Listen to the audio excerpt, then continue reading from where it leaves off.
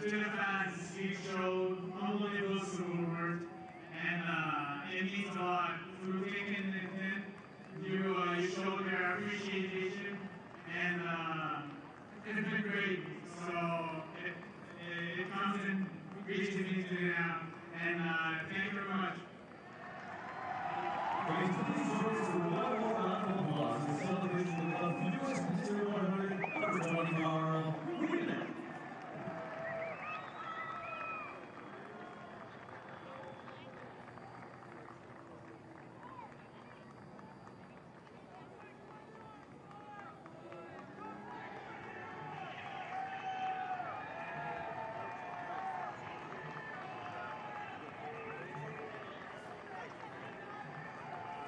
Thanks to the officials for tonight's match, Reed Carlo Fierro, Christian friends, thank you to the huge, and soon you get to him today. Let's now meet the starting lineup for tonight's opponent, Louisville City FC. In goal, number 1, Chris Hubbard. Number 3, Alexei Suwaki. Number 4, Sean Tosh. Number 7, Anko Soso. Number 9, Jorge Rosales. Number 10, Ryan Obi. Number 15, Pat McMahon. Number 17, Cameron Lancaster. Number 29, Antoine Okono. Number 36, Paulo Del Piccolo. And number 42, Jonathan Gomez. The interim head coach of Louisville City FC, Danny Cruz.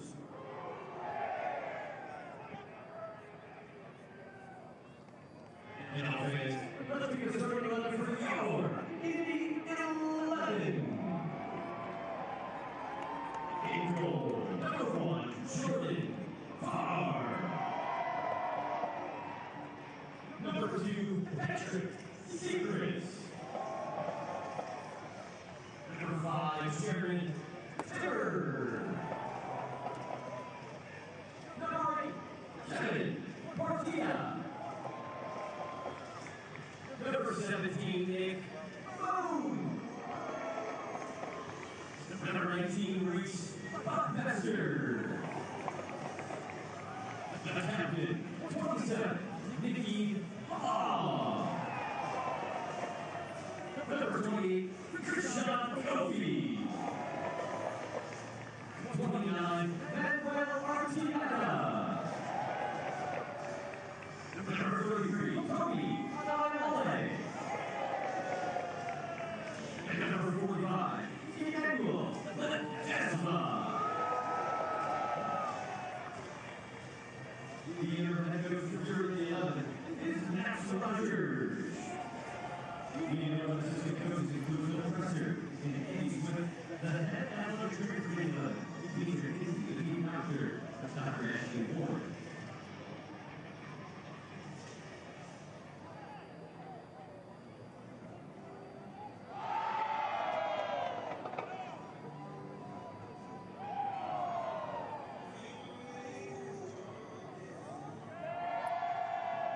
Ladies and gentlemen, please rise. Turn your direction to the track to begin our presentation with the singing of our national anthem.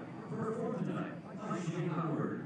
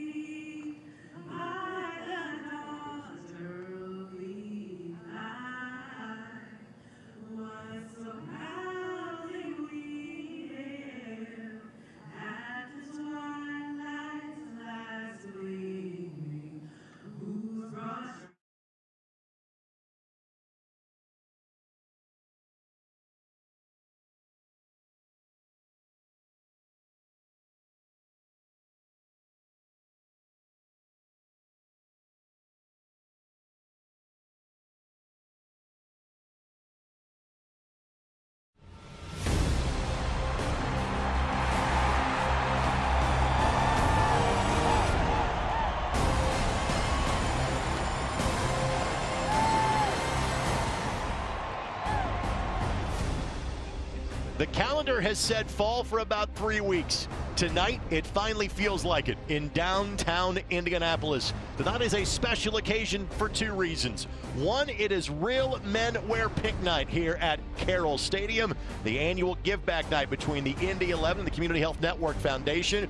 Oh, and oh yeah, Lou City is in town. It's the 4th and final regular season installment of LIP AFC. These 2 teams in different places as far as the table is concerned in the Central Division. Lou City knows they will be a playoff team, but they find themselves in the rare scenario of chasing someone in the division, that being Birmingham. While Indy, they have a long shot of making the playoffs at this point, but a lot of things have to go right, including winning tonight's game and the last 2 after that. And with that as the backdrop, we welcome you pitchside here on the campus of IUPUI, alongside Brad Hodder, Greg Rakestraw with you. Again, there is a long and complicated scenario for the Indy 11 to be a playoff team. Simply put, Brad, Indy 11 has to find a way to do something tonight they have not frequently done in their 4 years in the USL Championship, and that's beat Louisville. Yeah, but you look at this season, and it feels like they've unlocked some of the secrets to Lou City. They've had good results over in Lynn Family Stadium, and so tonight, you got your fingers crossed that they can replicate that. But the last time that Lou City was here, they picked up a 2-0 win some 4 weeks ago, and a guy that has had a familiar refrain over the years, he has been the Indy killer, Antoine Openo. Yeah, he is one of these guys. I call them guys that keep you honest, because when you got Ownby, you got Bone, you got Del Piccolo, and you certainly have Lancaster, those are guys that are in the scouting report that you key on, and every time you forget about Antoine Openo, he hurts you. I'll say it for you, Louisville fans. Openo got it again back in the Eastern Conference Finals in 2019. Now let's flip sides to a gentleman making his debut for the Indy 11 on this pitch. He has played here before as a visitor for the New York Cosmos. It is Manu Ledesma, made his Indy 11 debut last Sunday, played 67 minutes. Brad, what'd you think? I cannot tell you how much I love this signing. I mean, we've had the chance to call games when he's come in as an opponent with the Cosmos and certainly with Cincinnati, and it's just been breathtaking, his performance. I can't wait to see him with the boys in blue. The 1 full season he played in the USL Championship, he was the league MVP, 16 goals and 16 assists. Stay tuned. Starting lineups, opening kickoff of this rivalry series comes your way next. LIP AFC. And it comes your way after this on My Indy TV and ESPN+.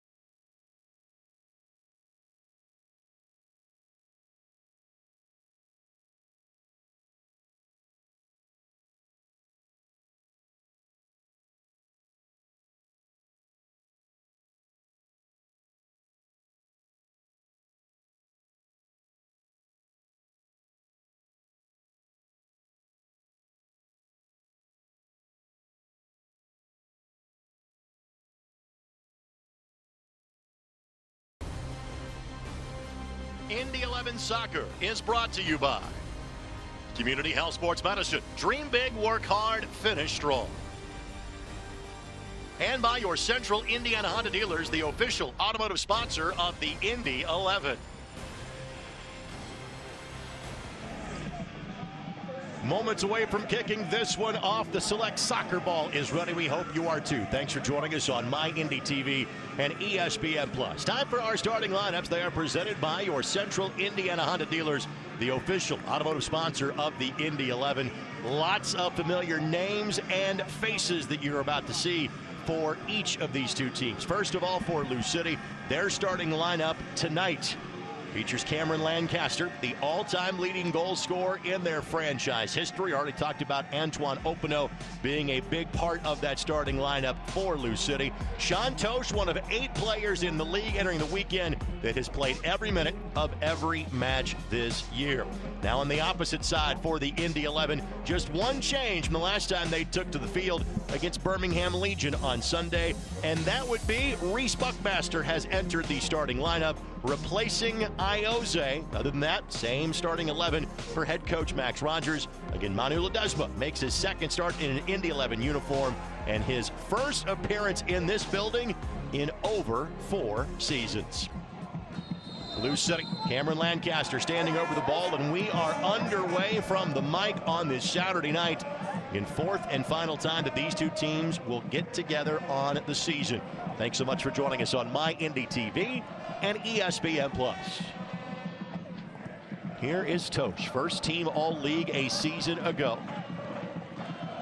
You know, you talk about his Ironman minutes, and that's so difficult to do when you consider what these guys do for 8, 9, 10 months in a row.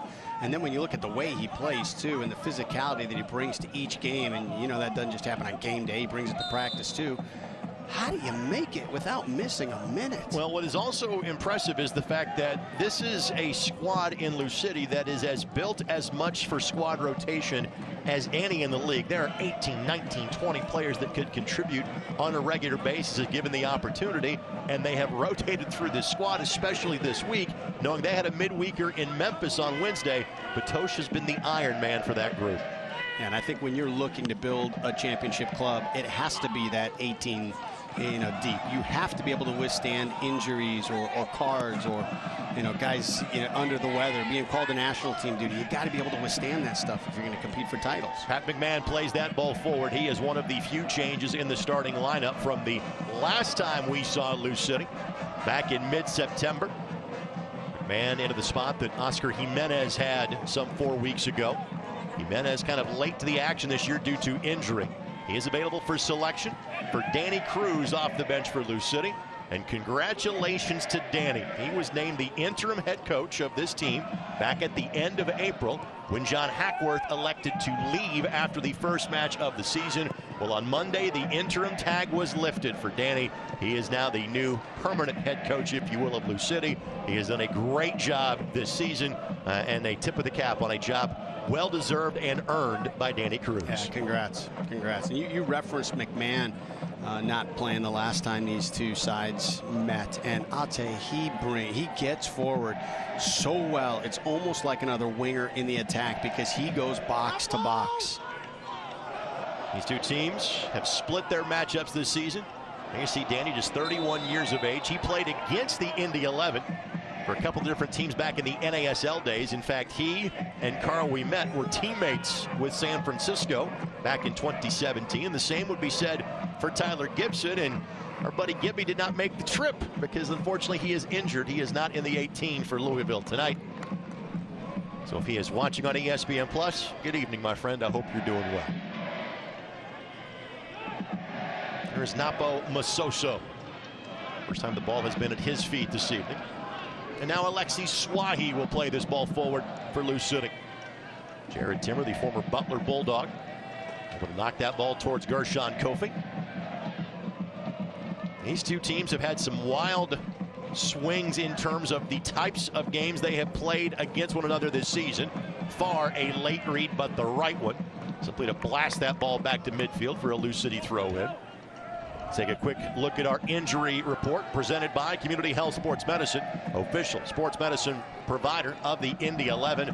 Carl Haworth, Neville Hackshaw, A.J. Cochran, all not in the 18 tonight. Hackshaw and Cochran have returned to training, and there is hope that we could see those two players again, maybe as soon as next week's home finale against FC Tulsa. Nick Moon, who missed some time due to injury, back in the lineup for a second consecutive match. Here is Emmanuel Ledesma. Both he and Manuel Arteaga go by Manu. Try to do our best to distinguish those two. Well, I would hope they would link up on a goal and an assist so we can just go Manu-y-Manu at some point in time on the broadcast. Oh, Rakestraw, you have a gift, my friend. Blast this one towards the Indy 11 bench for a Indy 11 throw in. Time for our keys the match. They are presented by your Central Indiana Honda dealers, the official automotive sponsor of the Indy 11. And as a nod to Lou City, a Kentucky-based bourbon theme you have for the keys tonight. Take it away. Absolutely. You got the bourbon theme with blend is one key for Indy. A lot of new faces, guys returning from injury. National team duty. Can you get them blended? Can you get them to play on the same page tonight? The Devil's Cut, that's that last little bit that you extract from the barrel. And Indy has to, they're at the end of the barrel. They got to extract every last bit that they've got tonight to try and keep their season alive. For Lou City, they got to take their shots. They're going to create a whole bunch of dynamic opportunities, as they always do in the attacking third. They got to look to finish those. And then one of the things that adds flavor, whether it's to cheese, to wine, to bourbon, is age and maturity. And one of the great things about Lou City is they keep their guys together. These guys are long tenured, and the flavor that comes out this time of year is championships. Lancaster, the leave. Gonzalez knocks it forward. Now inside of the 18. Openo off the woodwork and then headed right back to fall by Lancaster. Wow. Given Openo's track record in this building, you're stunned when that ball doesn't take a left turn off the post. And given the season that Indy has had, you're double stunned that Lancaster puts it back at far.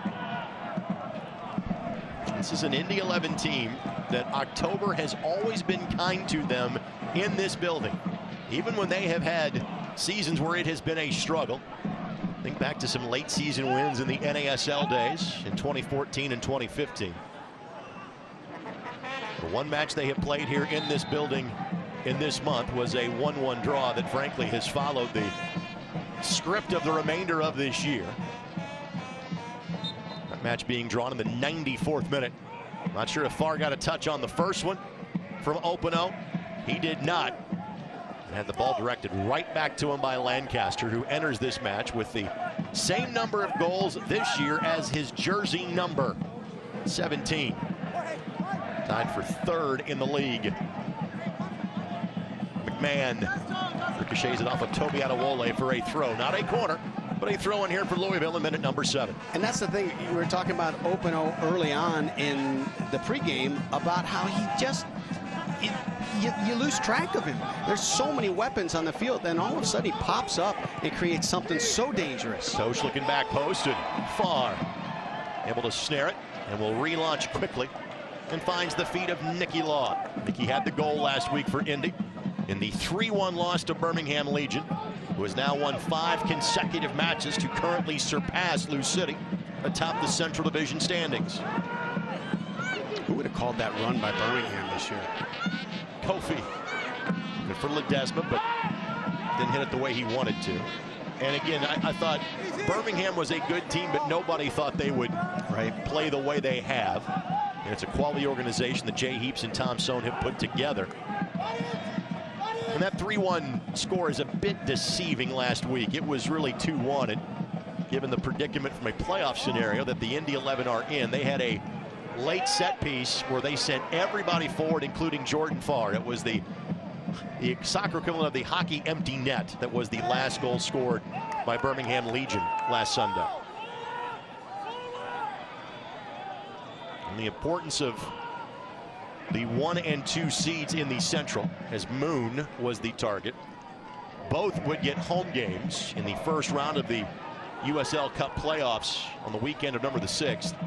But it is almost as important to say you don't have to go to Tampa Bay the following weekend if you're the #1 seed compared to the #2, given how the Rowdies have played for the entirety of the season. You know it's a tough pair of options when you say, you know what, having to play the Pittsburgh Riverhounds is the better option than playing Tampa Bay. Neither of those things are fun, but given how Tampa has played this year, that's who you're trying to avoid. Of course, it was the Rowdies that knocked Lou City out of the playoffs a season ago. Yeah, I tell you, the way the Riverhounds play, though, they're built for postseason. You know, the grind out games and grind out victories and tough defending. Segrist, Arteaga a blast, but nothing else. That'll be a corner. The ricochets off the leg of Paolo Del Piccolo. Good combination by Ledesma, Segrist, and Arteaga. Loved it. Take a look, and that kind of combination often comes down this wing with wing play from Iose. Quick restart by Indy. Some loose change in the box. Kofi could not get to it. Now Partita will distribute it left side or right side rather than move. And he elected to play that corner on the front foot. Adewole trying to carve out some space. Nothing dangerous yet for the Indy 11. They've got some pieces inverted, but the Timmer remains back.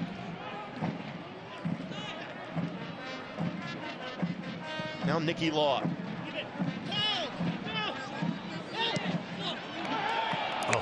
Again, that will be a goal kick. Adewole and Partita in the same general spot at the top of the 18. And kind of the right call. Partita coming in with his hips squared, whereas Adewole would have to turn kind of on a half volley. So it's the right call to call him off and hit the ball. Is just not struck well. Good look at Chris Hubbard, young man that is from Louisville. Played his college soccer at Notre Dame. He's been with Lou City for 4 years. Played the majority of the 2019 season when Ben Luton was injured, then was the backup for most of last year.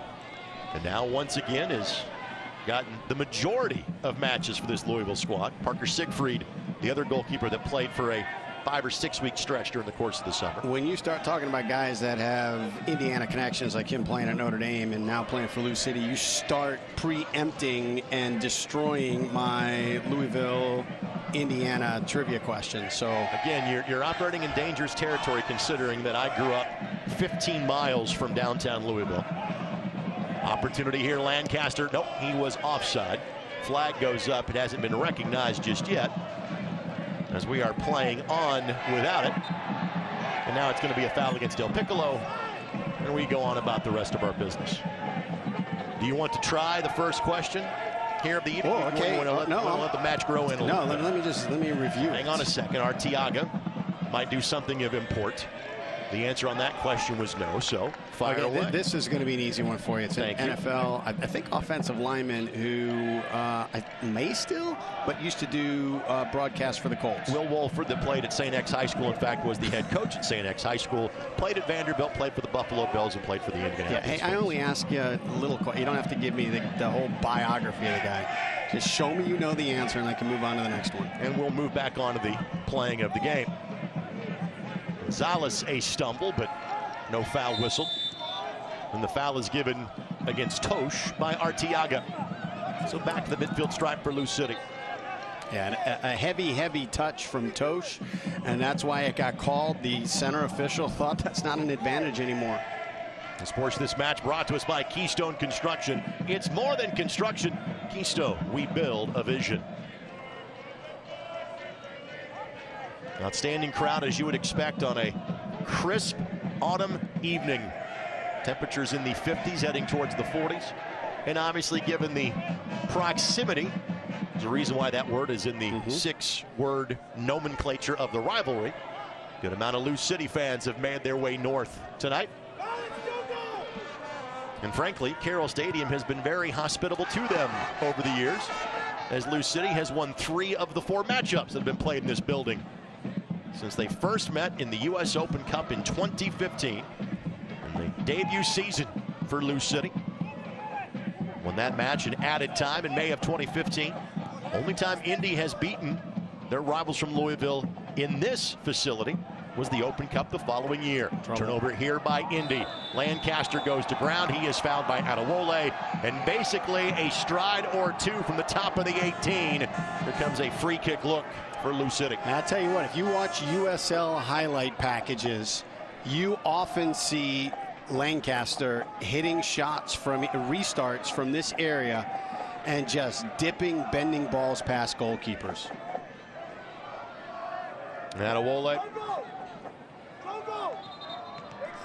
not happy about the turnover. Toby, one of the new faces signed by the Indy 11 over the course of the last few weeks.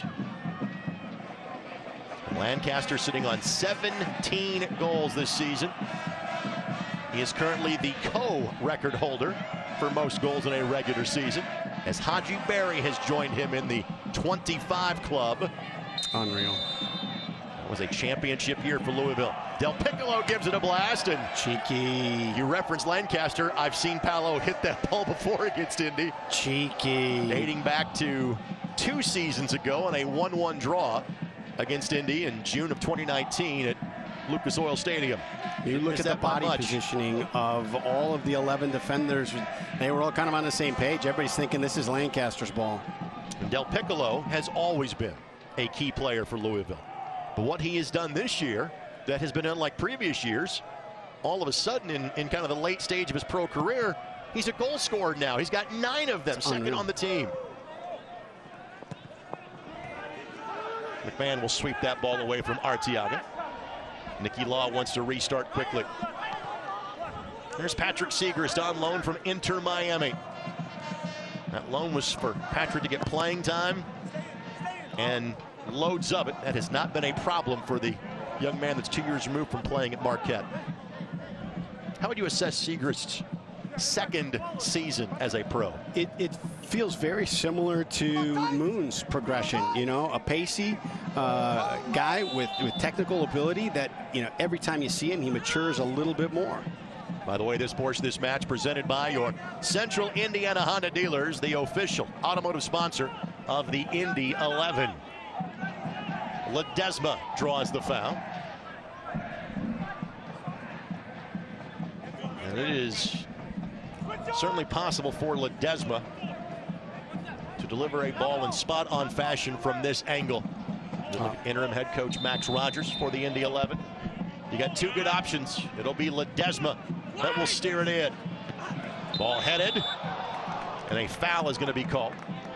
To use the other type of football parlance, leverage against Jared Timmer. Had both hands in the back of a Lou City player to try to spring free to head that ball towards the goal. But I tell you, we saw almost it flipped it to the other side of the field over at Lucas Oil Stadium. Ledesma hit that ball with FC Cincinnati against the 11 that just found its way between 2 defenders to put them up. Again, that's what made that 2018 season so special for Manu. It wasn't just 16 goals. It was 16 assists.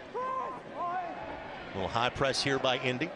And Indy should have a bit more in their legs in this match than Lou City does. Again, they have the benefit of a deep roster, but they did have to play a potential playoff level opponent in Memphis on Wednesday, while Indy has been off since Sunday.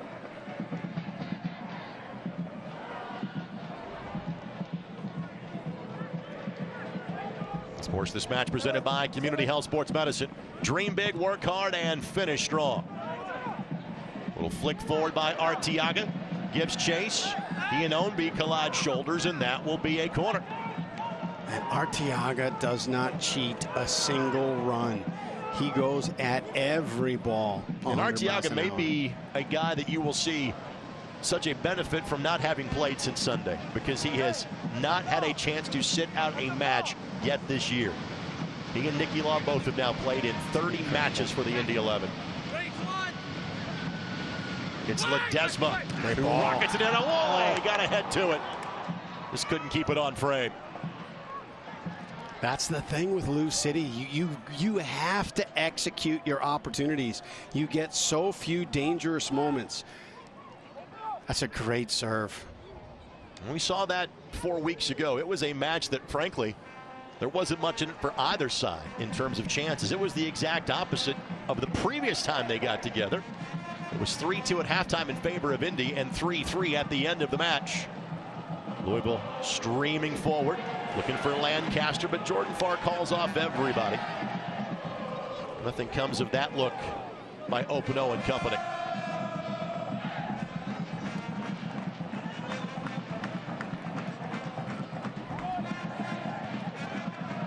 Good read by McMahon, but got just enough of a hook of the arm to merit the call for a foul. By the way, fans, Soccer Saturday can be heard every Saturday morning on 93.5 and 107.5 The Fan. We had Manu Ledesma made his show debut today. Max Rogers was a part of the program. Drew Roth, the soccer coach at Purdue University. His Boilermaker squad ranked number 19 in the country, 11-2-2 this year. All available in podcast form at 1075thefan.com. Ownby. Ball never got to him because of the effort of Patrick Segrist. By the way, we also spoke extensively on today's show about the U.S. men's national team and had my first chance to go check out lower.com field and see a men's national team World Cup qualifier. What a night it was Wednesday evening. I know that you did that because I follow you on Facebook and I saw all of the pictures that you had posted. If you had not been busy winning a soccer match 4-1 at DePaul University, you would have been the first phone call I would have made. That's awesome. Seriously. Here's Jonathan Gomez. Have not spoken of him much tonight. He can certainly give us reason to here. At the edge of the 6. Opino turns and fires. Gonzalez now will settle to Masoso. Now Tosh. A great touch by Gomez. Well, let's talk about Gomez. And we talked about this 4 weeks ago before Lou City really had kind of made it official. It was a poorly kept secret that he was going to join Real Sociedad at the end of this season. Louisville has since confirmed it press conference style over the course of the last month. Gomez did not play for Lou City the last couple of matches because he was playing for the Mexican U20 national team. Kid's unreal. Absolutely unreal. I'm excited to see this opportunity for him. I'm going to miss watching him play in this league. Gomez just 18 years of age, second year with Lou City, spent some time with North Texas in the FC Dallas system a couple of years ago. Ledesma whistled for the foul as he and Tosh collide. Tosh played his college soccer at Northern Illinois. He has been a part of 3 USL championships. Great ball. Opino. Looking back post, Lancaster, and that's going to be a foul on Lancaster. And he knocked down a defender in his effort to go get that loose ball. Segrist, the player that was on the turf. And a similar call was given against Jared Timmer a few minutes ago. What a great ball, though. You know, it eliminates all the defenders, eliminates the goalkeeper, and gives your team a chance on the back post. I don't know. He's got an argument. He's got an argument. We have the benefit of that replay. Our match referee, Ricardo Fierro, does not.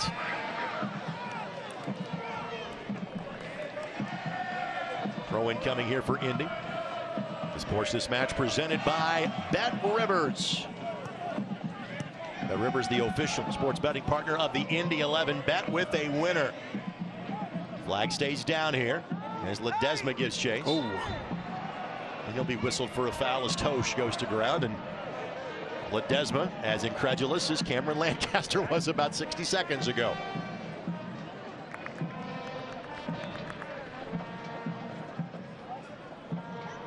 Again, just a repeat from the opening segment of the broadcast. 1 point doesn't do Indy any good. They have to win out their final 3 matches. Tonight against Lou City, next Saturday against FC Tulsa, then at Memphis 901 the last night of the season, October 30th, and have to get a tremendous amount of help to make the postseason. But everything for Indy will be about getting 3 points and not 1 tonight. Ownby sends it across the 18. Wow. Kofi got away with an extended arm that time to keep Del Piccolo at bay. Tosh with the attack going, and then Tosh will draw the foul. It'll be the second dangerous set-piece opportunity atop the 18 for Lou City in the first 23 minutes. All right, now if you really want to fool people, you have Del Piccolo take this one again. Take a look. And again, Tosh charging forward. And Arteaga got just enough to merit a whistle.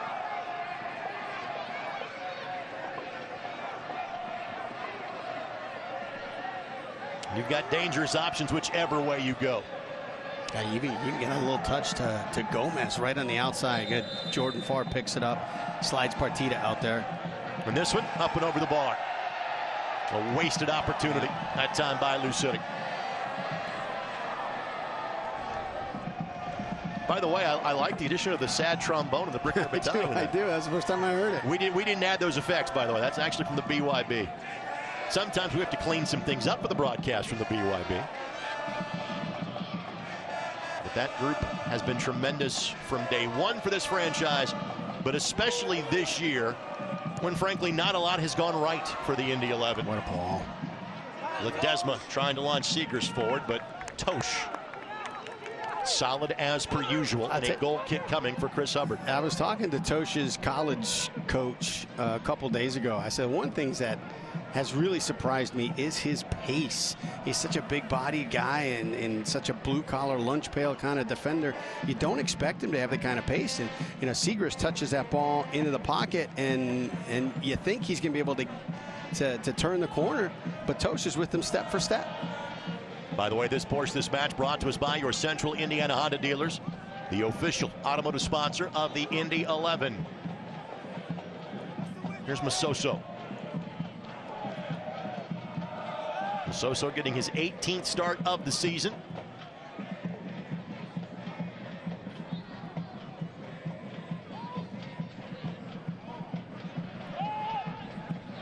Louisville letting go backwards for possession here. Arteaga giving chase and forces an errant distribution from Hubbard. Those are things that don't appear on the stat sheet that Arteaga creates every match. You know, the relentless pressure on defenders and goalkeepers. And that's a foul on Opano. Arteaga, the leading goal scorer this year for Indy with 9. His last 2 goals have come on assists from Ioze, who is available for selection off the bench for Max Rogers tonight. Then you see Reese Buckmaster, who's back in the 18 for the first time in a couple of weeks. Native of Auburn, Indiana, and former Indiana Hoosier. His first year with the Indy 11, his 3rd year in the USL Championship after his days in Bloomington. That's good to see him back. To the way he left that field, I wasn't sure. It's Ledesma who sends it in, gets all the way through, and Hubbard has to make a sprawling save. Oh, that is such a lethal serve. Clears all the defenders, gives you just an opportunity to your teammates. However, someone that attempted to play that ball for the Indy 11 was in an offside position. Let's take a look here. Must have been deemed that Arteaga was offside. I'll tell you, great save nonetheless. That was brilliant. First time that Hubbard's really been seriously threatened in this match tonight. And he put in 5 against Louisville in the 2 matches at Lynn Family Stadium. Both of those in the 2-1 victory for Indy on Memorial Day weekend were from the spot, were from Jordan Hamilton. The 3 and the second get together at the end of June were all from the run of play. Ledesma sends it in.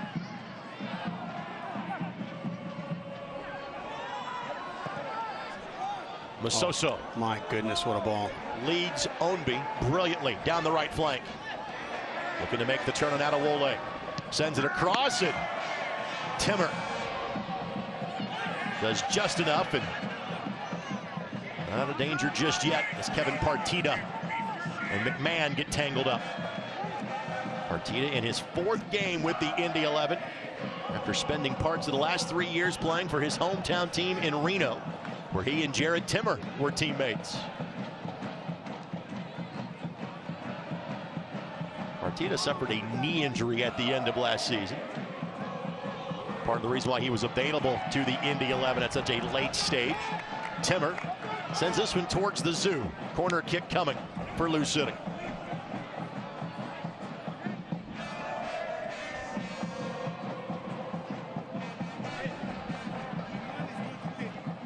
Lancaster standing over this one.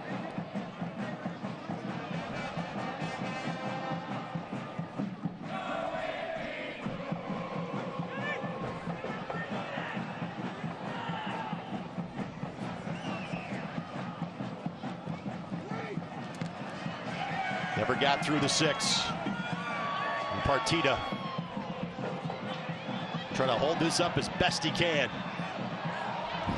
Tosha's doing everything he can to try and stop play to allow him to recover. Well done by Kevin. Played his college soccer at UNLV. Spent time with both the San Jose Earthquakes and Minnesota United, in addition to his days in the USL Championship the last few years. And Partita, Toby Adewole, Manu Ledesma, and Liam Doyle, the players that were added in the span of really about 2 weeks in mid-September, as this team has tried to make a late playoff push. Think about that. Those are all quality players. Indy 11 CEO Greg Stremlaw did the best he could in trying to add more roster pieces as some players exited, as injuries played a large part in some of the issues the Indy 11 had down the stretch of this season.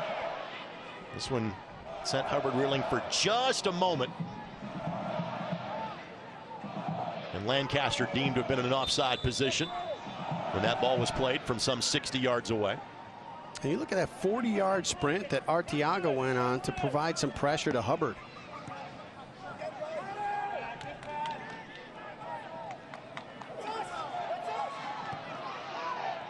Good read by Partita.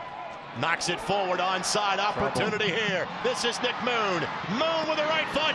Hubbard with the save. Arteaga could not get there in time. Arteaga down behind the play, selling the contact. The referee having none of it. Partita gives the foul, if for no other reason than to give Arteaga a chance to recover on the play. Own me down, doesn't seem to be in too bad of a spot.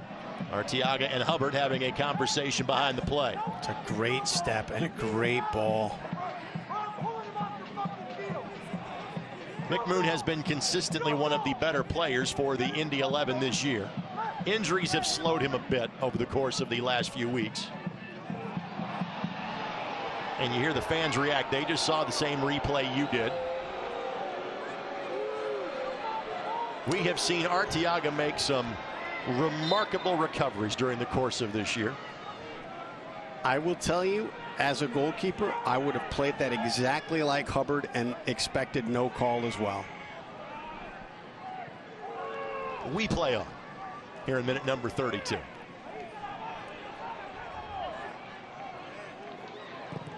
Arteaga does get a piece of this one. And once again, the ball falls to Moon. Moon knocks it forward. Ledesma didn't square that one up the way he had hoped to. But now that Arteaga has gotten a piece of one, that's the third time he's come close.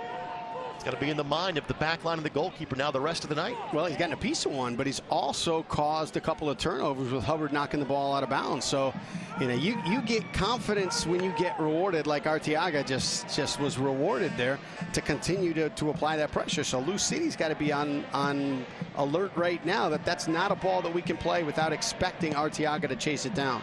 Can't watch the match? Turn on Sirius XM FC 157. North America's only 24/7 source of soccer radio, featuring USL All Access with Mike Watson, Devin Kerr, every Tuesday at 7. You can also hear live action from the USL, MLS, Premier League, and more, all on Sirius XM FC 157 and the Sirius XM app. Was checking out Dave Denholm on the call of LAFC and the San Jose Earthquakes on the way down here tonight.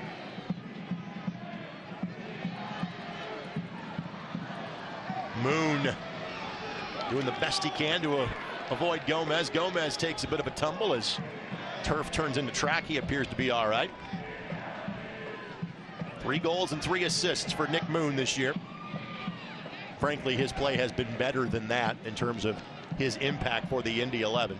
Yeah, you referenced injuries, but there was also this block of about 6-7 games where I think he was asked to do a little bit more defensively. And I think when Max took over, he started pushing him a little bit higher and utilizing his pace and his creativity. I have shortchanged Nick in assist. My apologies. 4 assists this year.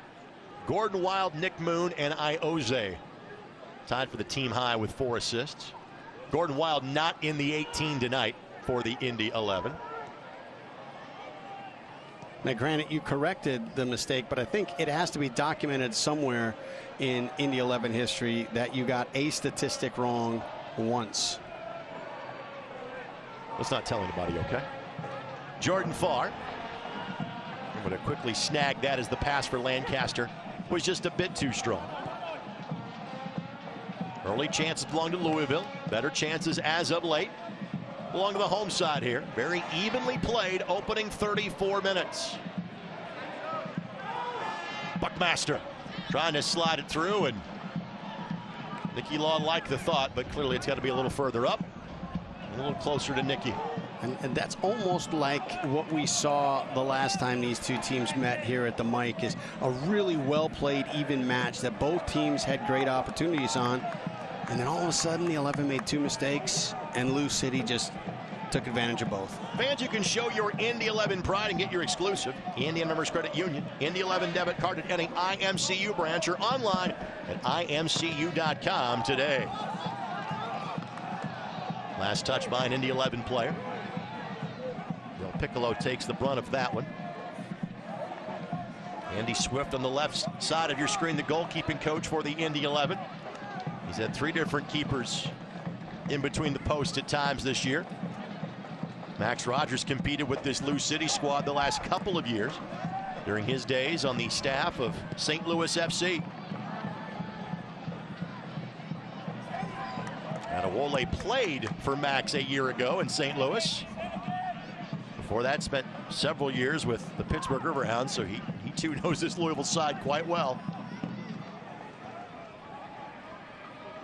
It was tough for Toby to get minutes in Phoenix this year, as Segrist not just only got a boot to that, but kept it in the field of play. Great ball by Masoso, just he and Ombi couldn't link up. And I like the pace Masoso plays with. Adewole handles that one well with pressure on his hip from Openo. Nick Moon on the charge. Overlapping run by Buckmaster.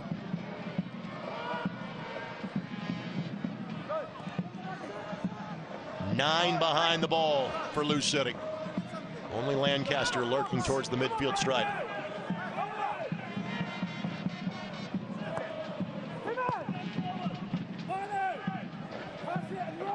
Good spell of possession here for Indy.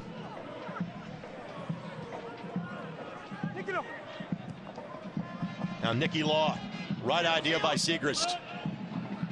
Masoso, job well done. Ledesma with the takeaway. One glance to find a teammate. Arteaga lining up for it. Sawahi does just enough to get in the way.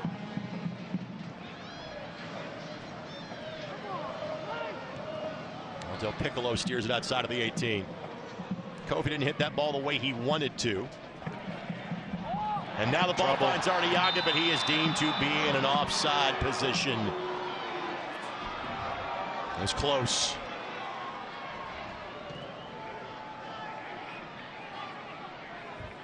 Wow. And a rare miscue at the back by Lou City. And he sprang Indy with their best chance of the night. By the way, this match brought to us by Keystone Construction. It's more than construction.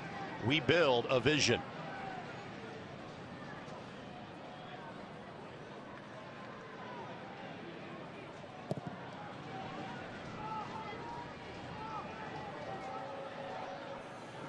Throw in coming for Lou City.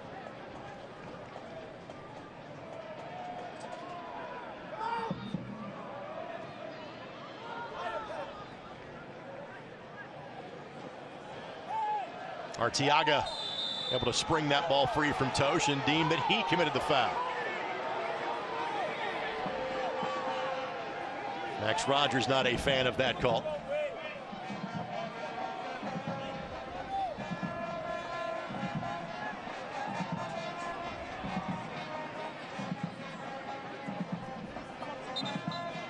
Now Gomez will hit the reset button here. A little further back than the last two opportunities on this side of the midfield stripe for Louisville. Moon got a first touch. Kofi gets the next one. Here's Gonzalez, one of the few new faces for Lou City this year. What a tackle. A man that spent time with Portland Timbers 2 a season ago.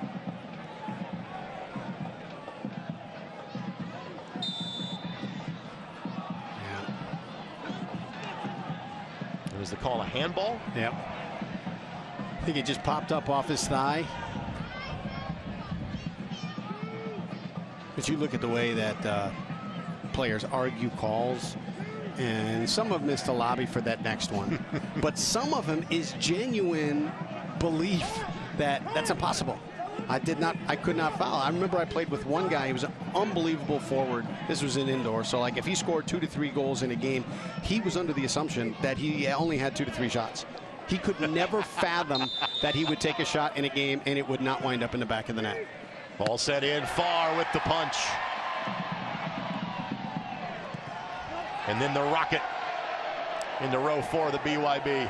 Textbook way to box a ball, up and away, allow yourself to get back in, allow your defenders to get reset, get it out of danger. Jordan Farr has done some work over the years with a buddy of mine, Brian Clark. Used to be at D1 training, these days is at Park Tudor School. And Jordan posted a picture on Facebook before the game. And Jordan played high school basketball in addition to obviously being a great high school and small college soccer player. And it looked like he was almost trying to dunk on like both teams, the way he was going for that ball. And we were both commenting on kid still got some hops in his mid-20s. I'm still caught up in Park Tudor, and we didn't reference anything. Famous alum Brad Hodder, also a part of the broadcast. You started the soccer program at the Park School, started the hockey program. Oh, okay. Oh, Ledesma going up on McMahon.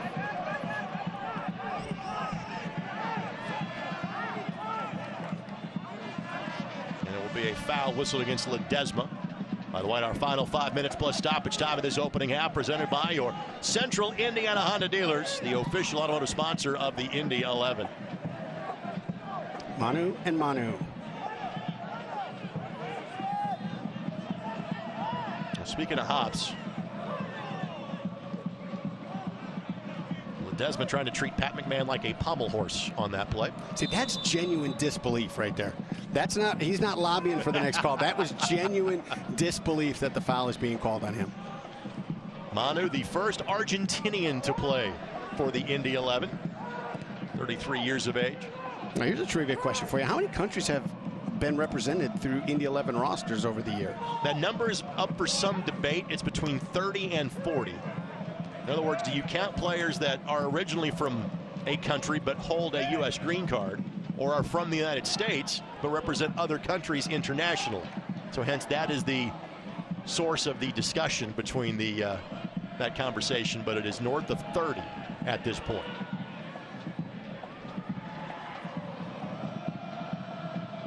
John Kaluta and I were having that discussion. I was on just the way about back from the men's national team match on Wednesday night. I was honestly just about to ask, because you said that's in the conversation. I'm like, who are you having this conversation with? The voices in my own head.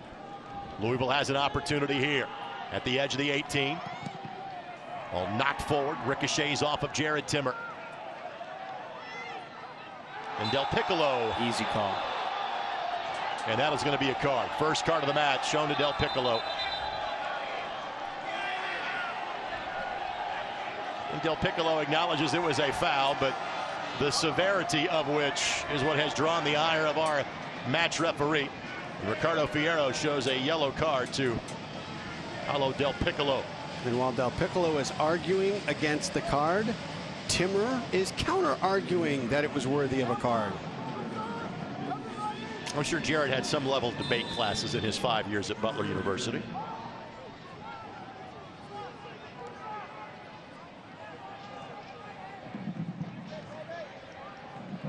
Moon. Nicky Law just couldn't get the right bounce. Oh, and I'll tell you, Moon had Ledesma out here on the wing, flying solo. But that is tough to see him on the other side of the pitch and through about 10 different bodies. But that's where that pre-touch read needs to come in. You need to know where the space is. You need to know where your support is prior to that ball getting to your feet.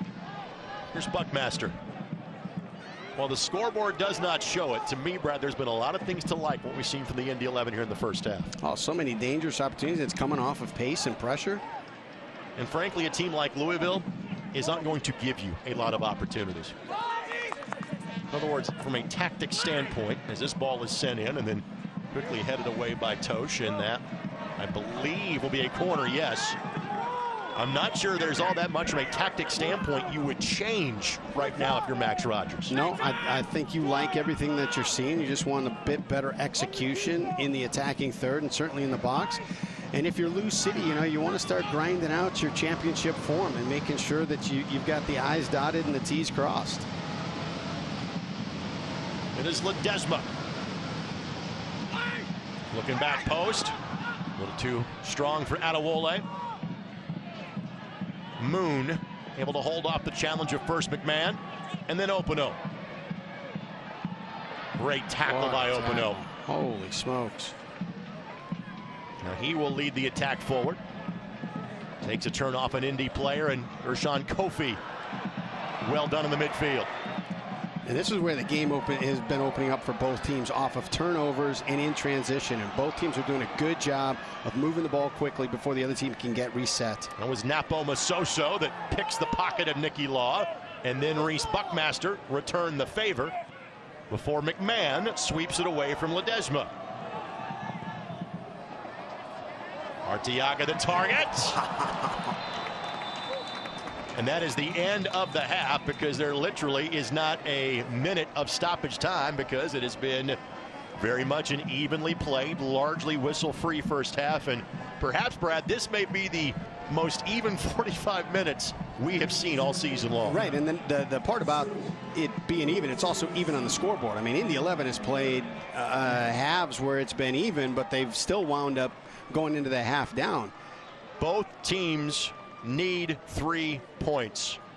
Again, 3 points for Louisville in terms of trying to leapfrog Birmingham and get as many home games as possible. Indy, for their playoff lives, has to find at least one more goal than Louisville does here in the second 45 minutes of play.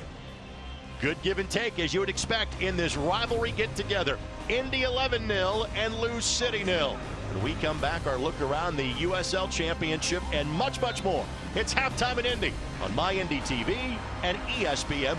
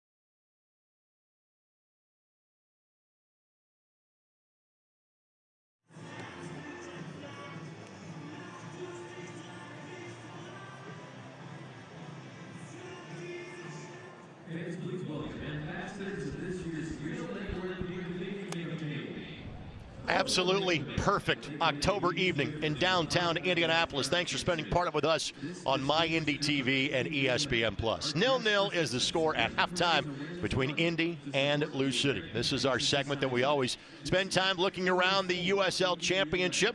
Let's start with news and notes from activities around the USL Championship. And let's talk about the hiring of a new Super League president.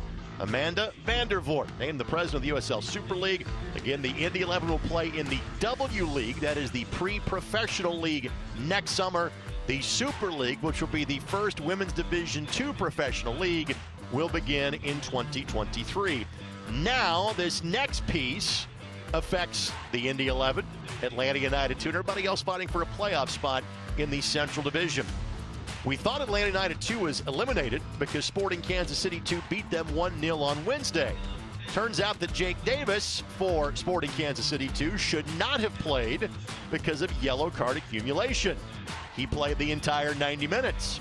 So that match is recorded as a 3-0 forfeit in favor of Atlanta United 2. They go from being eliminated to back into the playoff mix.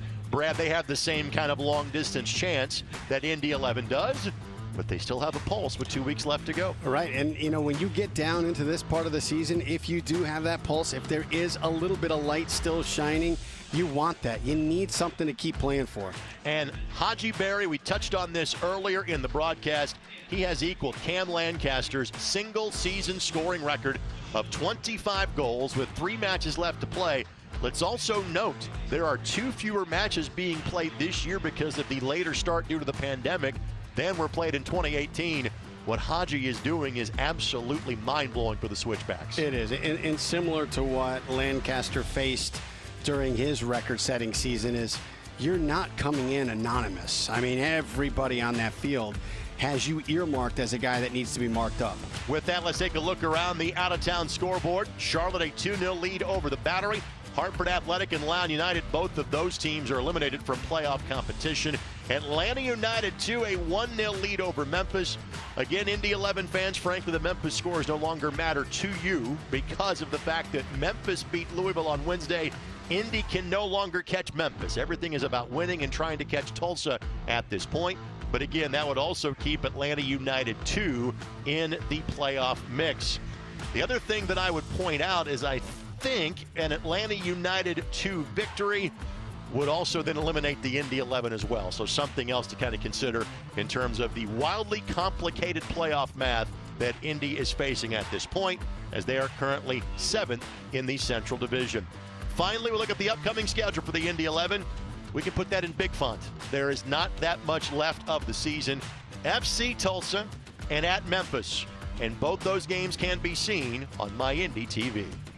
I'll tell you, you know, the thing that when you look at the table, with the only team that you're able to catch if you're in the 11 is Tulsa, and that they still have 5 games to play, that's daunting. Now, I think that was a pretty doggone good look around the USL Championship. But apparently, there's even more. What? Let's take a look. Let's take a watch, shall we?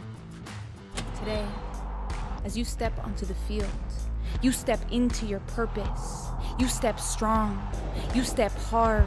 Con toda la fuerza de mujer. You step up.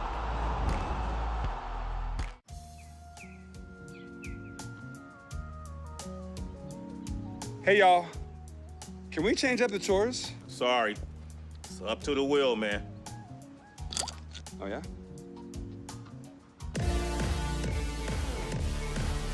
Hey! Change the channel back. Sorry, it's up to the wheel!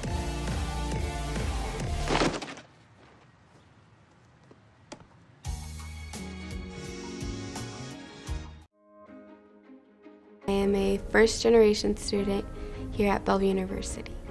I feel like if I were to have gone to a different university, my experience would have been a lot more stressful and overwhelming, because I feel like I wouldn't have gotten that personal experience that Bellevue University has to offer.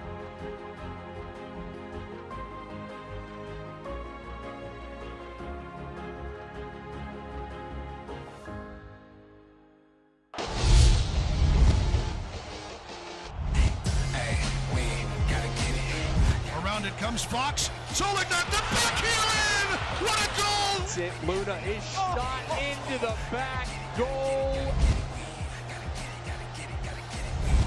Kuramoto has won it for OKC Energy FC. Oh, that is a brilliant goal from the substitute. Today, as you step onto the field, you step into your purpose. You step strong. You step hard. Con toda la fuerza de mujer. You step up.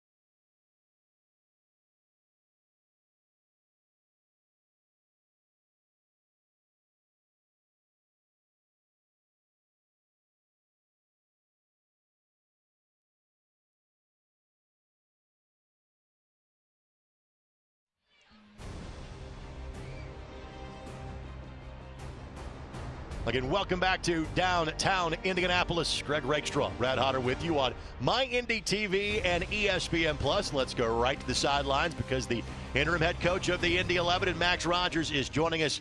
Max, impressed by what I saw from your side in the opening 45 minutes. Just your thoughts on what you saw from your team. Yeah, I thought we did some decent things, defended well in moments, attacked well in moments, but we know that if we lose concentration, then Louisville can punish us. So we just touched on a couple things at halftime, but I thought it was a decent first half. Anything from a tactics standpoint you look at changing, or simply more of the same and look to execute a little bit better on that final touch in half number two? Yeah, just execution and just trying to be a bit more inventive in the final third and taking that risk to make a forward run, to look for that shot, look for the final pass. So, but no, we just have to increase that by a little bit. But as I said, we must make sure we remain focused and concentrated because obviously Louisville can punish you at any moment. Max, thank you very much. Talk to you after the match. Thanks, Greg. Cheers. You got it. Max Rogers, interim head coach of the Indy 11, kind enough to join us here rather early in terms of the halftime show. Back up here in the booth, all about, 20 feet away from where Max was giving us that interview, Greg Rakestraw and Brad Hodder. Your thoughts on what Coach just had to say? I agree. You know this from the last time the two teams met here, is you can't blink in the back. You can't make a mistake in the back. So good point to emphasize at halftime, hey, you got to be disciplined. You got to stay clicked in the back. And then I'll tell you, the opportunities that have been the most dangerous for Indy 11 in that first half were through Moon and Ledesma. So continue to pump the ball into the middle, compress Lou City, and then look to punch it out wide. Again, no goals to show you from half number one, but plenty of highlights. So here we go. A look back at how we got here to 0-0 in terms of halftime. Again, the early chances belong to Lou City. The chances would build as the match would go along for Indy. Yeah, and you like the fact that they're on the front foot. Now they're fighting for their season. They're fighting for the chance to keep playing. And this is the response you'd hope if you're an Indy 11 fan. Even if Ledesma hasn't really had that dangerous chance in front of goal to finish yet, the service he has been giving has been absolutely expert. The service is great. The passion and pace that he's playing with on the outside. He's hungry. Indy's hungry. Lou City, though, you give him a look. You give him a look, and it's at your own peril.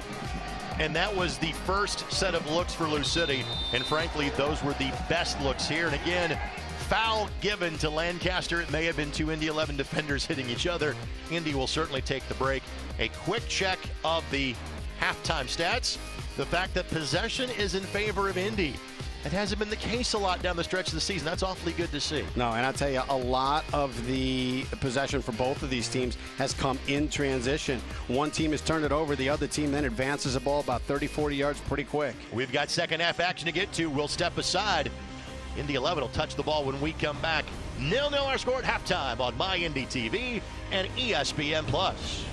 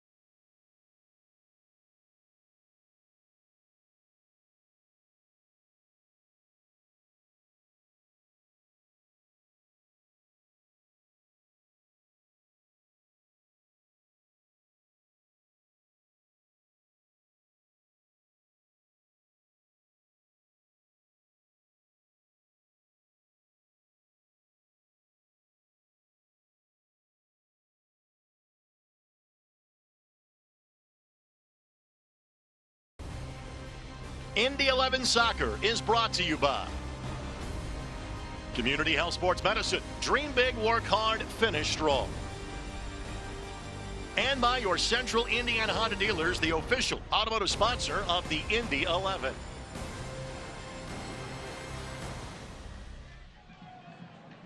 We have held these players long enough. Let's let them start half number 2. Thanks for joining us on My Indy TV and ESPN+. No changes for either of these sides to start half number 2, which means the full 5 substitutes available for both coaches Danny Cruz and Max Rogers.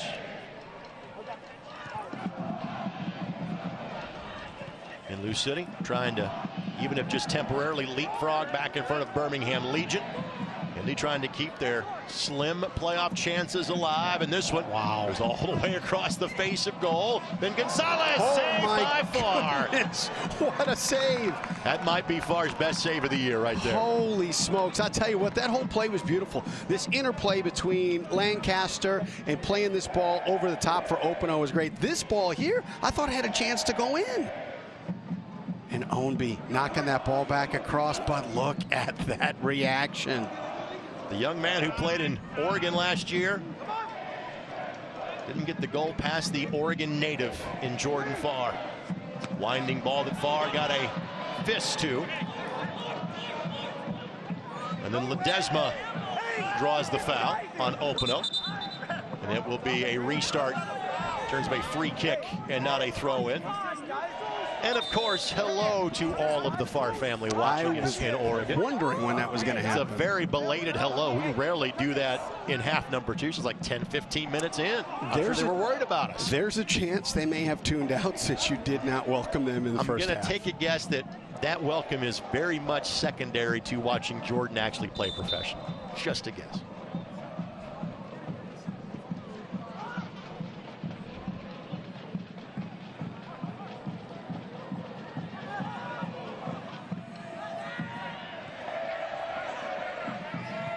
Arteaga. Ledesma one touch. Love right it. in the midst of Hubbard. This reminder, fans get great deals and catch all the exciting action from an exclusive vantage point in the all-new Heineken deck, located in the northwest corner of Carroll Stadium. Tickets for the Heineken deck are just $15 and include $3 Heineken brands all game long.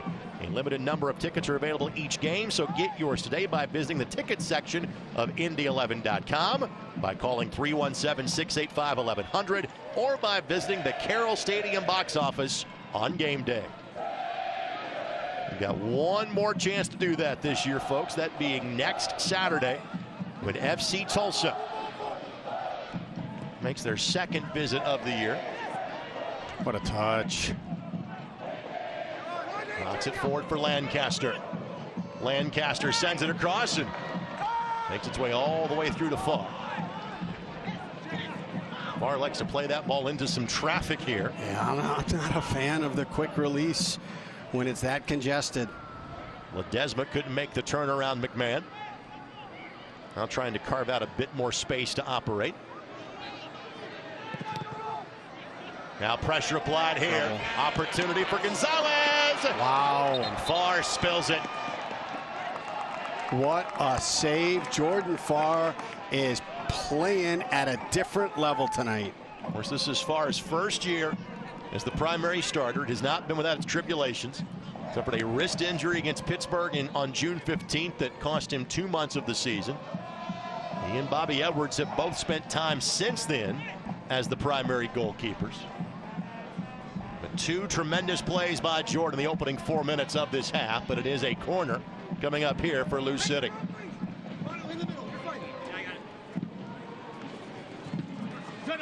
Again, looking back post, and Farr snatches that one out of the air.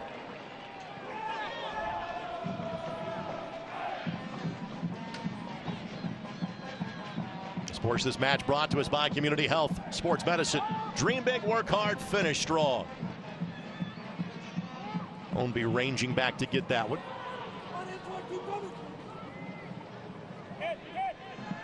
Well, much like the first half, the early opportunities belonging to Lou City. Moon to Partita. Now Buckmaster.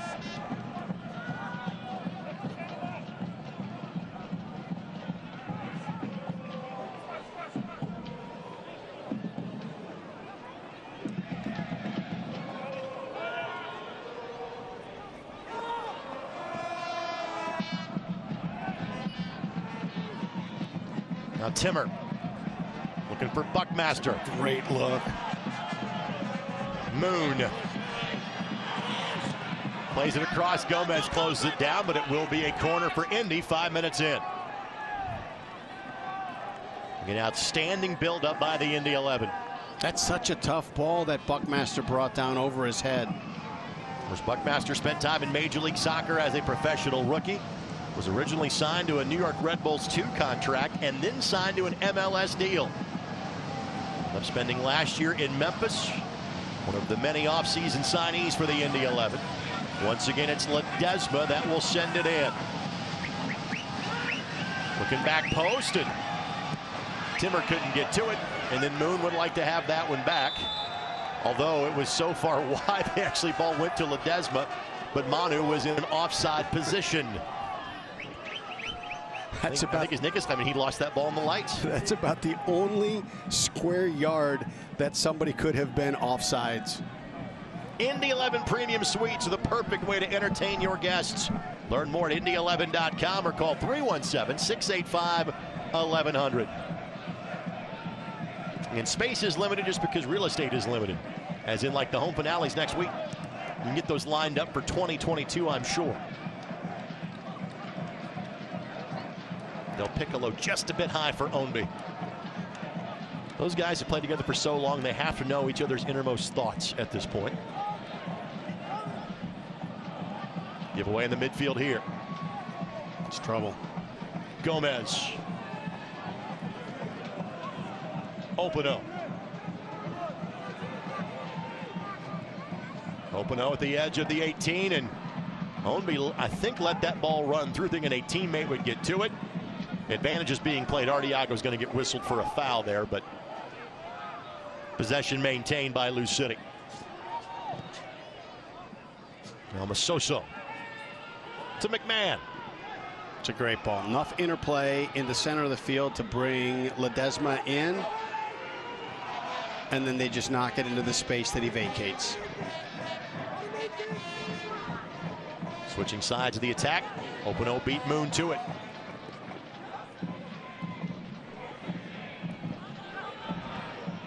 But both these teams have been so good at possession tonight that it has basically taken an errant pass for the other team to take over possession.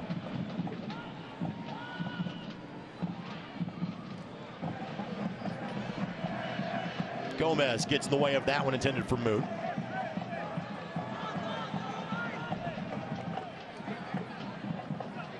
Had a chance to talk to the women's head coach at Milwaukee, where Nick played his college soccer a couple of weeks ago. And I said, you don't know Nick Moon by any chance, would you? And Coach Fabiano, Tony Fabiano's built a wonderful program at Milwaukee in the Horizon League. Goes, I coached Nick's sister at Parkside. You tell Nick I said hello. Was beaming about the pro that Nick has turned into now in his third year as a professional.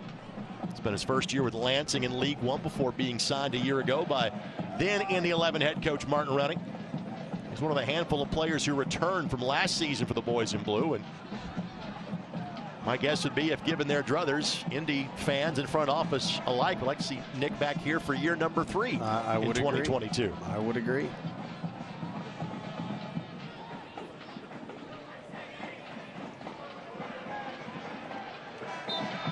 Fans, a reminder to watch Wish TV, your local news source. Find them online at wishtv.com. Our friends at Circle City Broadcasting have been partners with the Indy 11 since day number 1. This is our 12th of 14 matches to be seen on My Indy TV. Already 6 matches have been seen on Wish TV this season. Thanks to all involved behind the scenes that make that happen.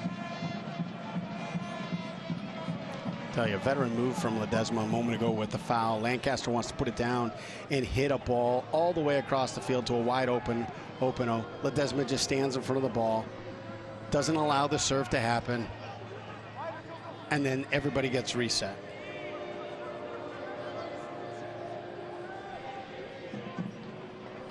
Tosh lifts it forward. This is Gonzalez by the corner flag. Sends it in, and Jordan Farr will simply watch that ball trickle across the byline. However, it did take a deflection off an Indy 11 player. So a corner is coming from the opposite corner flag. Good look at Gonzalez. Played his college soccer not too far from here at SIU Edwardsville. He had 32 goals in 68 collegiate matches played, and actually began his days playing at the Division II level at Mercyhurst in Erie, Pennsylvania.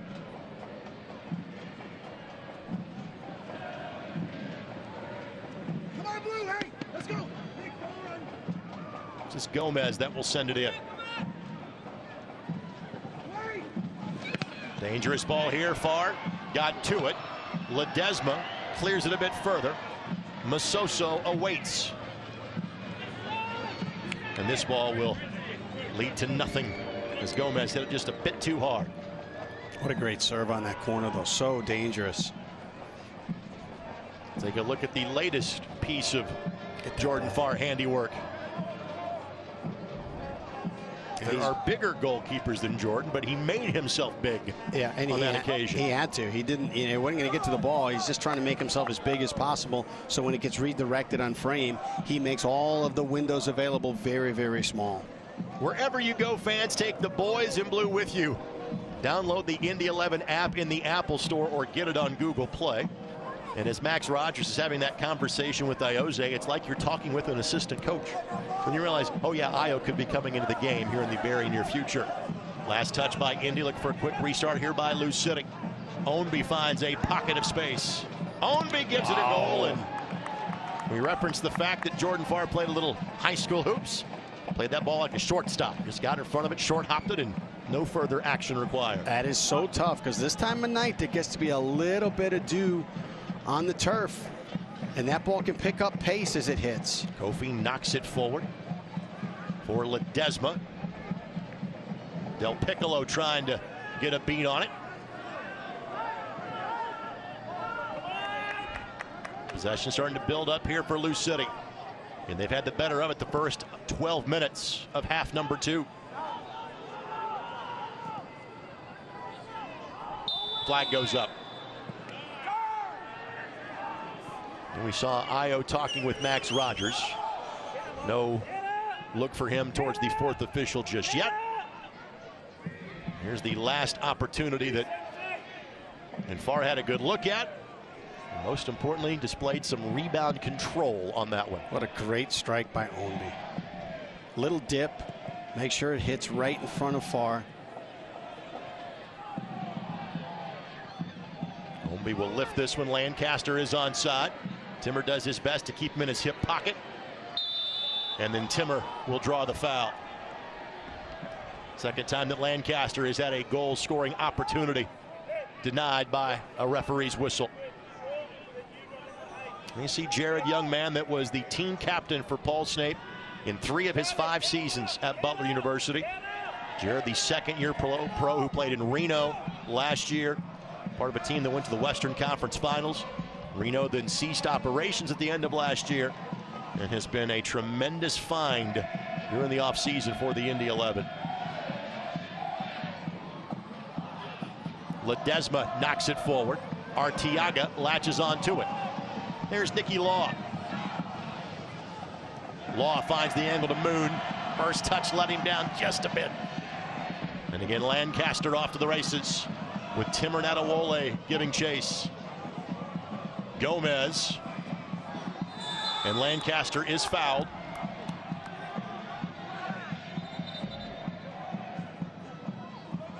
Even giving up the foul, that is largely well defended by Indy.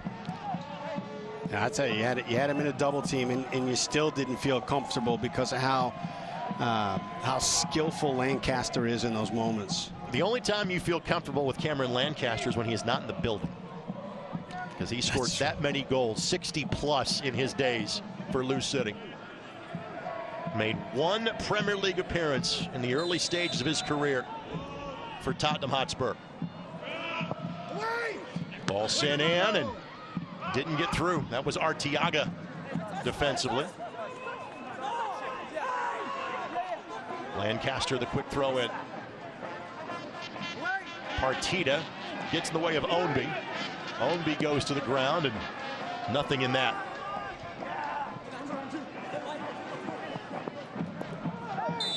And then Partita called for the foul. And again, Lancaster set that up beautifully. He's doing a great job. He puts the ball out there, draws the contact just enough to sell it.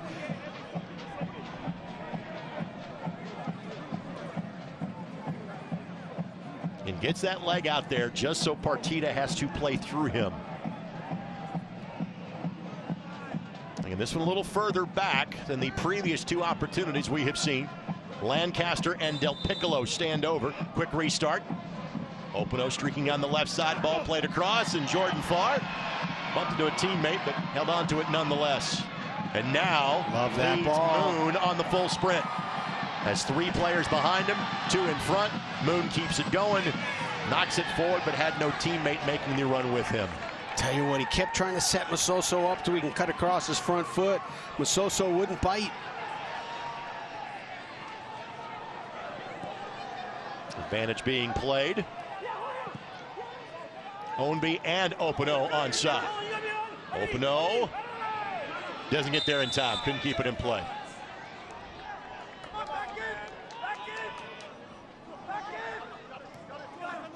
You sure get the feeling that it's going to come in transition for one of these teams.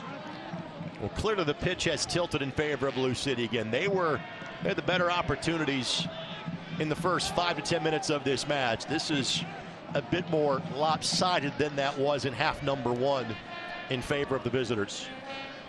And looking ahead for Louisville, they will play host to Memphis next Saturday. They will finish at Birmingham, so that could easily be for the number 1 seed and for a potential second home game on the last night of the season.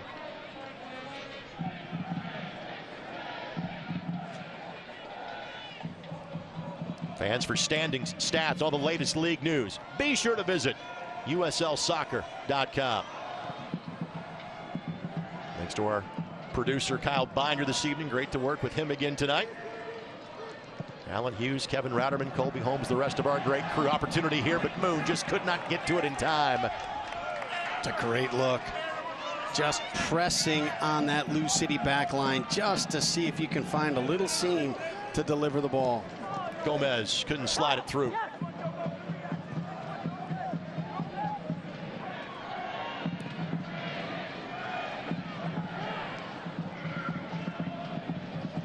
And neither team has yet to use a sub. You've got some options that can change the game going in both directions out of Wole. Didn't hit that as planned.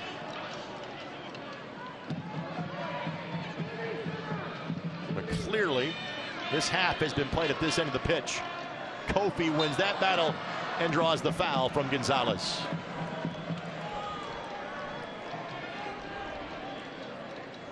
This portion of this match is brought to us by Bet Rivers. They're the official sports betting partner of the Indy 11. Bet with a winner.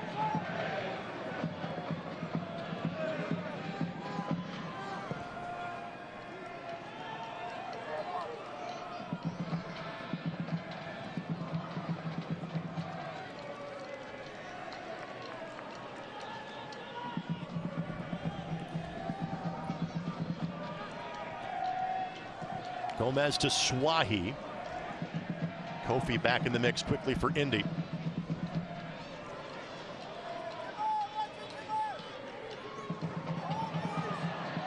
No foul given there. Foul will be given there. Let's see who it goes against. That is given against Kofi, even though it was McMahon at the end that slung him to the turf. And now the offside flag goes up on Opano. Well, I think you can make the case that the first foul should have gone against the Indy 11. But then when it didn't, then clearly the retaliation, frustration by McMahon should have been against Louisville. Frankly, the offside flag pretty much negated either call, and back to all square we go.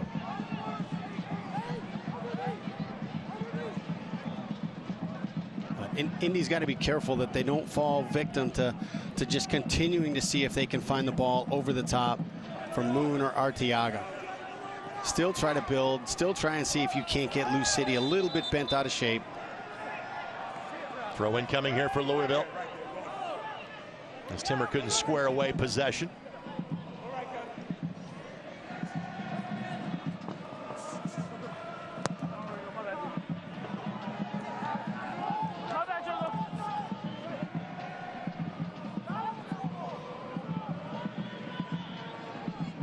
Won't be the quick switch of the attack.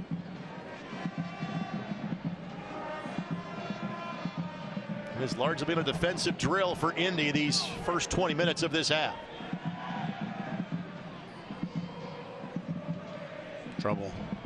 And Segras erases said trouble. And now some space to operate for the second-year pro.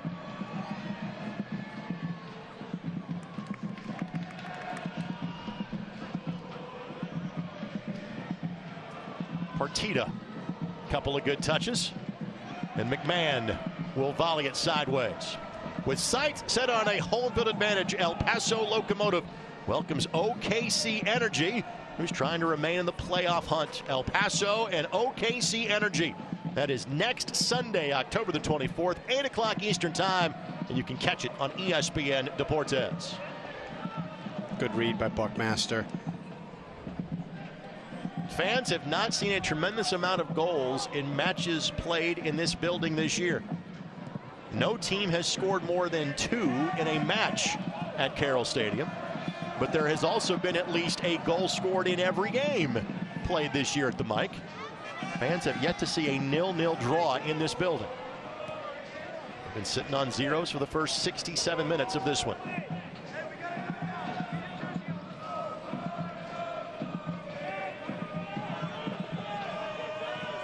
Kyle Gregg's going to be the first substitution this match for Lou City. Nice to go from one player that has scored more than 60 goals in his career in this league to one that scored just under 60 goals in his career. Imagine having that luxury. You got 60 goals in a career sitting on the bench, ready to come in.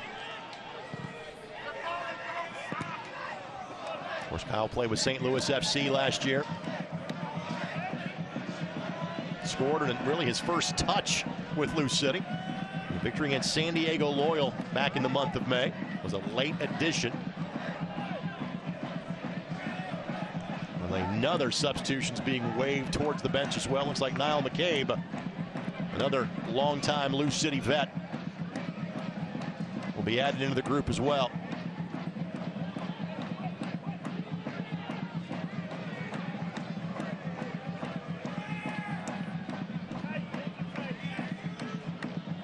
It might be Peter Lee Vossel, the first addition to the Indy lineup, as he is back towards the bench area.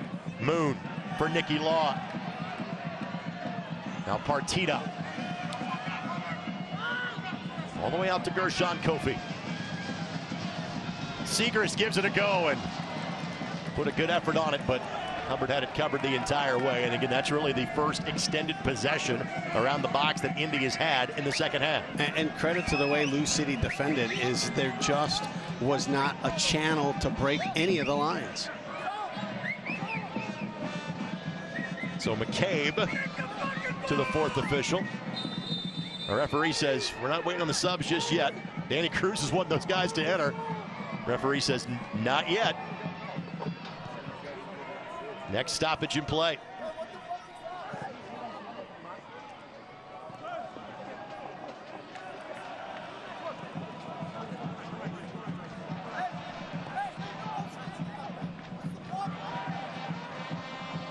That ball ricochets off of an Indy player. Here's a chance. Moon charging forward. Has Arteaga and Ledesma wide. Moon couldn't clear it through Alexi Swahi. Arteaga deemed to have pushed off Swahi, and restart coming for Lou City. But first, here come these substitutions. So Cameron Lancaster's night is done. That's whom Kyle Gregg is going to replace, and probably assumed that was going to be the case when Gregg made his way to the fourth official. Let's see if it's McCabe for Opano. Nope, it's Gonzalez that he'll be replacing. I'll tell you what, I really would have liked to seen how that last scenario played out if Nick Moon would have taken the one-on-one. McCabe has been with Lou City since day one. All 7 seasons of Lou City soccer. McCabe is part of that small college program we don't talk as much as we used to about. Young Harris in rural northeastern Georgia, Division II program that produced players like Paco Craig, Macaulay King, who had an absolute banger of a goal on Wednesday for El Paso, and former Indy 11 and Lou City man Ilya Illich. All played for that small college program in Georgia. And there is Ioze. Ioze about to make his 99th appearance in an Indy 11 uniform. This year's team captain.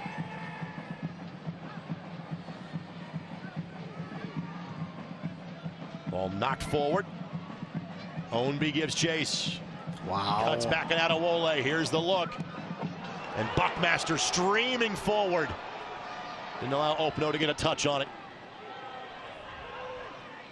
Been a very solid return for Reese Buckmaster, but a giveaway then by Ledesma. Gregg gives it a blast and couldn't keep it on frame. Tell you, that all developed with the ball down the line to Ownby, and he's about the only one that would be able to fight and keep that ball in play. So next stoppage in play, we'll see the first 2 Indy 11 substitutions of the night. Gregg had a good look, just couldn't keep it below the bar.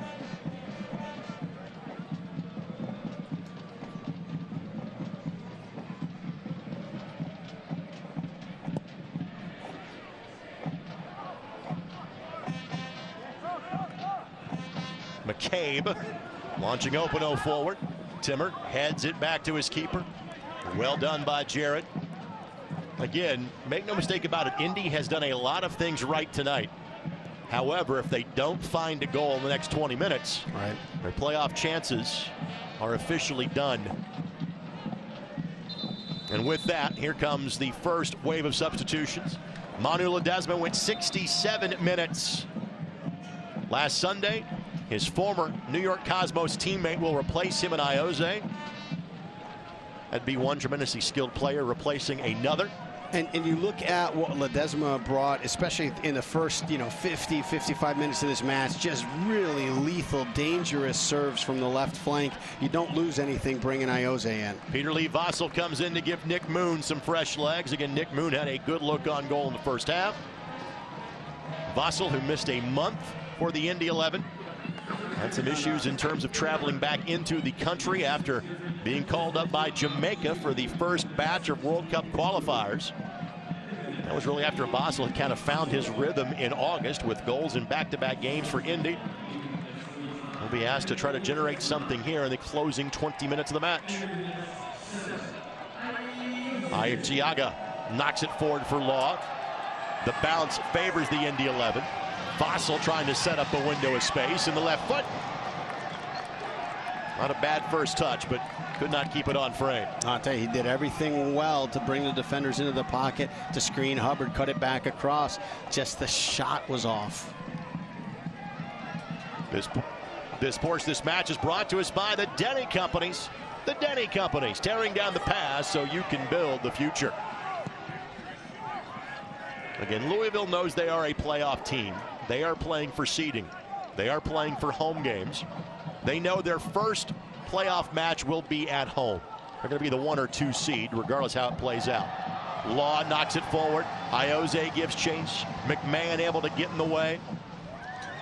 And before tonight's match, Carl Ouimet was honored for having joined the Century Club a few matches ago for the Indy 11. Next week, if Iose is able to play against FC Tulsa, he'll become the 4th member of the Century Club for the Indy 11, joining Don Smart and Brad Ring. And that's a foul along the back line against Lou City. The USL's elite pre-professional platform, USL Academy, allows clubs to build a pathway to pro soccer by bringing together top local youth talent and helping players transition to their USL senior teams. For more information, visit usl-academy.com. Oh, clever touch by Segrist. Ayo, the club's all-time leader in assists with 20. And his last 2 have gone to Manuel Arteaga. Now Segrist went to the turf, did not get a whistle. And that will be a throw-in, though, close to the corner flag for the Indy 11.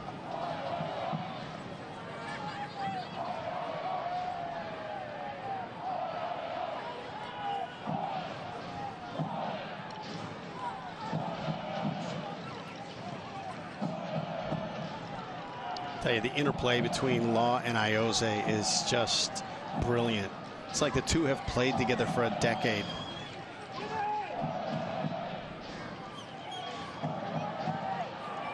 Oh, tough touch. It's the right idea.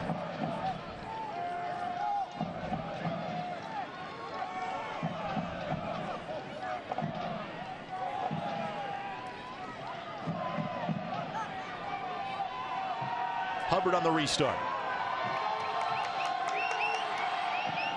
And again, you won't see time wasting from either side. Neither team is thinking one is a good result tonight.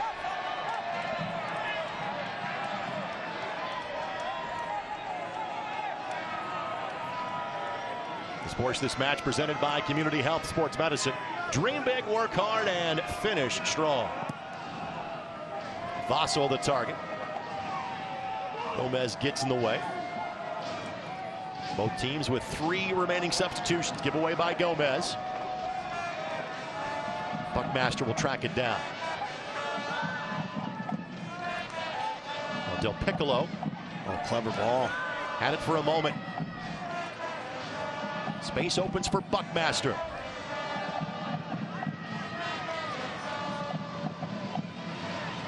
Good hold-up play by Vossel.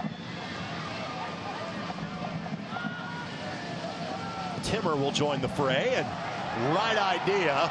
The sliding effort by Arteaga could not get there in time.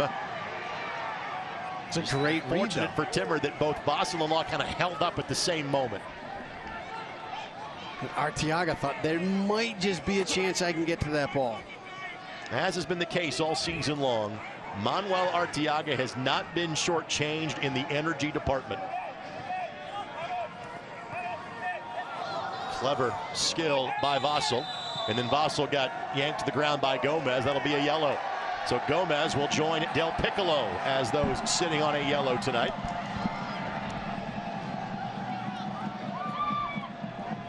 What's left in the bag of tricks here for the Indy 11, Brad? Well, I'll tell you, I think the spark that Vassell's brought in has been pretty dynamic. He's generated a shot and a couple of sustained dangerous possessions for the 11.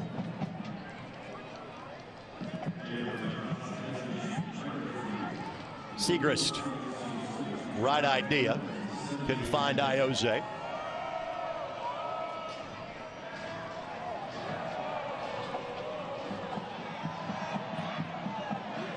Deemed to be a legal tackle on Io.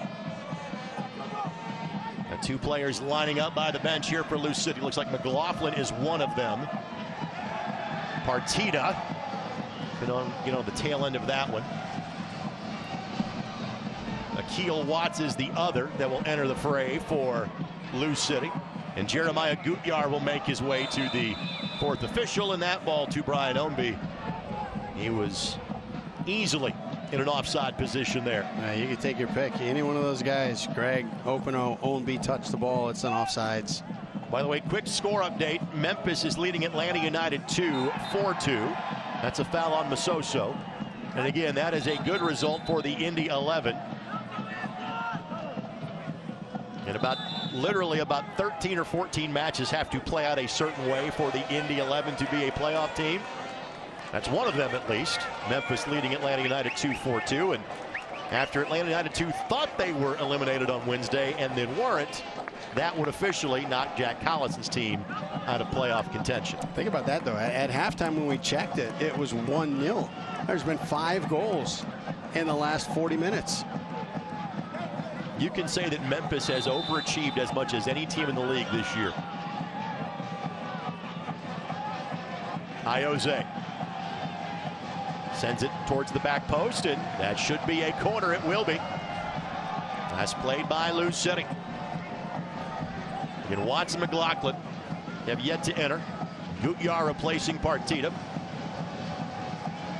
So the old IU teammates back on the field together, and Jeremiah Gutjahr and Reese Buckmaster.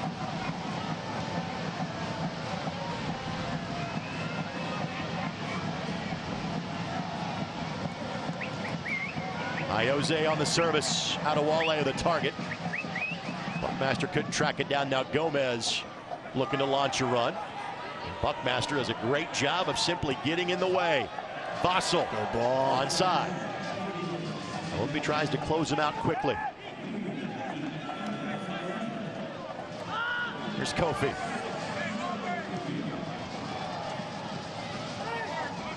Now McCabe. Kofi got the ball. Good no call. Official immediately pointed the ball, said he won that one cleanly.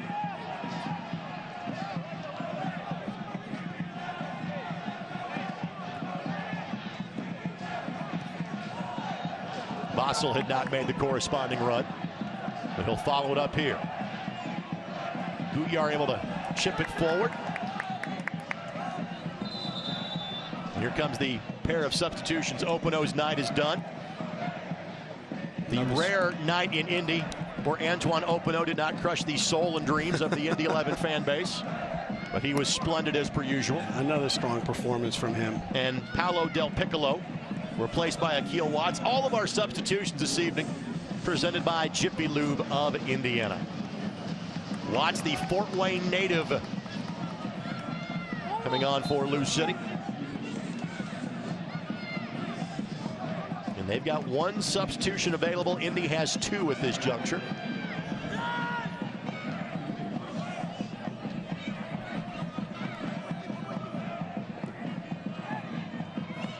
McLaughlin with the touch. And Kofi living dangerously, but it's deemed there was a handball in there by McCabe. And are we going to see a card? We are.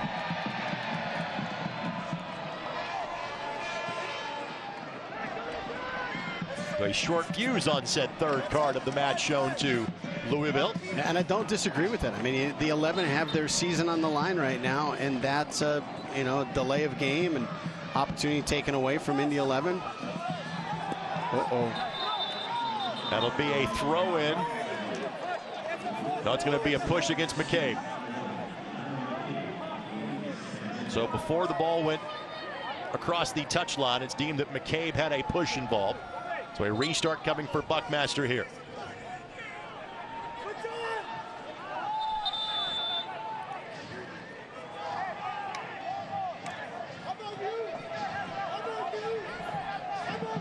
And basically almost an official warning to the sideline saying, about next thing I hear from McCabe, he's getting a second card. That might be the quickest double yellow I had ever seen.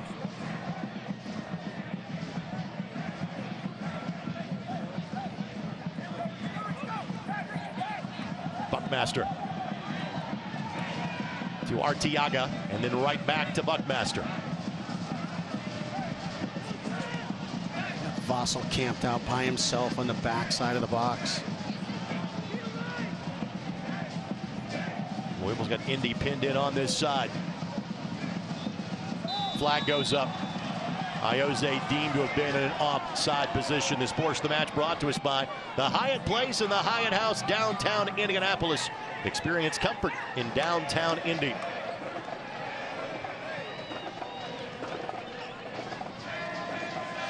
And the dangerous moments just have not been there in this half for Indy. Blue City's had the better of the play. A couple of sprawling saves early in the half by Jordan Farr. But nothing really has threatened him over the course of the last, say, 25 minutes. These two teams again have played to one draw this year. That was of the 3-3 variety. A draw is the same result as a loss for the Indy 11. A draw is better than a loss for Lou City. And that's going to be a foul on Gutjahr. Then they're going to say that Gutjahr picked him clean. Arteaga committed the foul. Either way, Lou City maintains possession. What would have been a 2v2 on goal evaporates for Indy.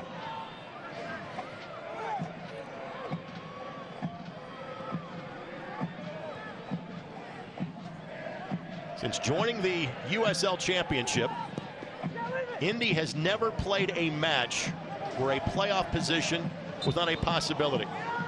They are facing that scenario for the last two matches if there is not a goal in the offing in the final 10 minutes. Of course, this match is brought to us by Mentor Insurance. Mentor Insurance. Everybody needs a mentor. Ball finds Arteaga, knocks it forward to Nicky Law. Law charging forward, plays it across, and Gomez doesn't do much with it. Arteaga puts it away. Oh my Indy goodness. 11 get a gift at the end of the match. Cue the smoke, and Arteaga gets his 10th goal of the season. Unreal. Unreal finish. You know, through the 7-year history of Lou City and the times that Indy 11 and Lou City have played, virtually every bounce has gone against Indy 11. One finally falls their way. And Gomez, a wonderfully talented player who simply whiffed a clearance. And Arteaga, a poacher's goal. And with that, he becomes the 5th player in Indy 11 franchise history to score double-digit goals in a season, joining Eamon Zayed, Dane Kelly, Jack McInerney, and Tyler Pasher. I'll tell you what, that's still not an easy goal to score. He's got a defender closing him down from the inside, and the ball has a little bit of an upward bounce that makes it difficult to be able to get on top of it. Manuel might need a new quiver, his 10th arrow of the season after said goal celebration. Now the injured player that is down in the smoke for Lou City, that is Napo Masoso, who is being tended to by the training staff for Lou City. There frankly was not going to be much in terms of stoppage time at the end of this match. Now there will be. And again, Indy's faint playoff hopes remain alive, being a goal to the good in the 87th minute. Okay, you mentioned a moment ago that there were 13 pieces that need to kind of fall in place. At the Memphis Atlanta was one of them. This would be two of them. The next match in chronological order is just underway. It is FC Tulsa at San Antonio. San Antonio has to win that match for Indy's playoff hopes to make it to at least one more day. Tulsa has 5 more matches left to play, including tonight's. They have to lose all 5. Indy has to win all 3. And then both Atlanta and OKC have to win one specific match when they play Tulsa. I picture you in your office with thumbtacks and yarn. You've seen A Beautiful Mind, right? You know John Nash's character? Yes. I've also seen Rain Man. Well, Masoso, unfortunately, unable to put any weight on that left leg. He's Oscar Jimenez will come in to replace him. And again, just as he's making that absolute all-out effort to try to prevent Manuel Arteaga from tapping that one home, Jimenez comes in to replace Masoso, who is being treated just off to the side of the Indy 11 net. So that stoppage will tack on a couple more minutes onto this match. Does not take long for Lou City to potentially put together an opportunity, but Greg is deemed to be offsides on the pass from Ownby. And now the Indy 11 will practice the time-honored craft of time wasting. One of the key important roles of that craft is planting the ball way far away so that the official has to ask you to move it backwards. Oh, you don't like seeing this. Our final 5 minutes plus stoppage time of this match, presented by your Central Indiana Honda dealers, the official automotive sponsor of the Indy 11. Medical staff is heading towards Masoso as we speak. And the trainer is out there. Training staff for Lou City is there, but additional medical service care is heading in Masoso's way. And again, that's horrible. He's a talented young player for Lou City. And again, they've got depth, but at the same time, you don't see an injury to any opposing player. No, and at this time of the year too, and a poor kid played a great game tonight. Buckmaster comes up a bit gimpy at the end of that play. Timmer gets in the way. Ball finds Buckmaster immediately, and he now will go to the turf. And it looks like that Indy's next sub will be Abubakar Sissoko. And whether he was planning to come in for Buckmaster or not, he may very easily will do so. And Reese has just missed the last few matches for the Indy 11.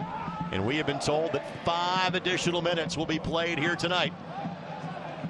And Indy 11 fans have seen this script before. A late goal by Lou City. Little less is on the line this time than was the last time that happened. Law chips it forward. And like there's a magnet attached to the other one, finds Ioze. It's brilliant. It's absolutely brilliant to be able to receive that ball the way he did with his back to Ioze. Just know he's there and then be able to put it perfectly in front of him. Basel was just a few yards offside, hence he couldn't go chase that one. But Buckmaster, bad wheel and all, can. And at least takes up a little bit more time before Swahi will hit the reset button. Masoso putting a little bit of weight on that left leg. That's good to see. They'll put him on a trainer's table right in front of our broadcast position. Arteaga is onside. Oh, what a touch. Great touch to get there. And the blast. Keep it on frame. Absolutely incredible touch to bring that ball down. Kind of a hit and hope moment from Timmer. And generated a fantastic look for Indy. That's just amazing.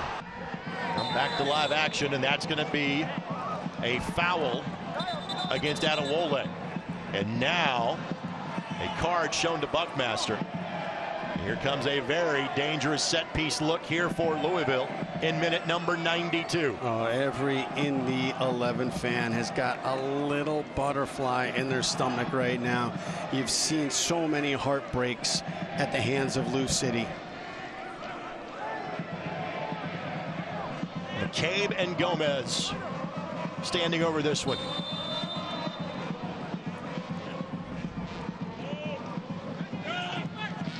McCabe sends it in. Law gets in the way. Lou City recycles quickly. McCabe for Gomez. Wow. Gomez plays it across. Farr gets in the way. This one rocketed out to midfield. Arteaga. Law is charging forward. He gets the ball played a bit too far in front of him. Vassell gets there in time. Gets the carom off Jimenez. Vassell just couldn't get the steps right. Well, closing out games has been an issue for the Indy 11 all season long. Another opportunity to potentially make this a 2-goal game. It goes by the wayside for Indy. Nothing has been easy all year. However, if this result does hold, not only is it the playoff dream remains alive, even for an additional 90 minutes for the Indy 11, it would also be the first time that they would claim the season series since joining the USL with Lou City. The last time that Indy beat Louisville in this building, Open Cup, May of 2016. When Indy beat Louisville on Memorial Day weekend, it was the first time they had beaten Lou City in any venue since Derby weekend of 2018, more than 3 years earlier. Great win. Something that would be almost as rare for Lou City. It would also be back-to-back losses in October. That generally has not happened. Arteaga, McMahon, Ioze wins his way through it. Here is Nicky Law, and let's see if Nicky's going to start a campfire near the corner flag. Ioze is heading that way. I'll tell you, those two are just so tough to get the ball off of. The flick to Law. Akil Watts takes away momentarily. Gershon Kofi will chip it forward. Good spell of possession when needed most by Indy. And Gutyar makes the corresponding run. Jimenez got in the way of that. Arteaga takes the ball away. No foul given. Pass by Vassell a bit too strong to get to Arteaga. 45 seconds or so remaining in this one.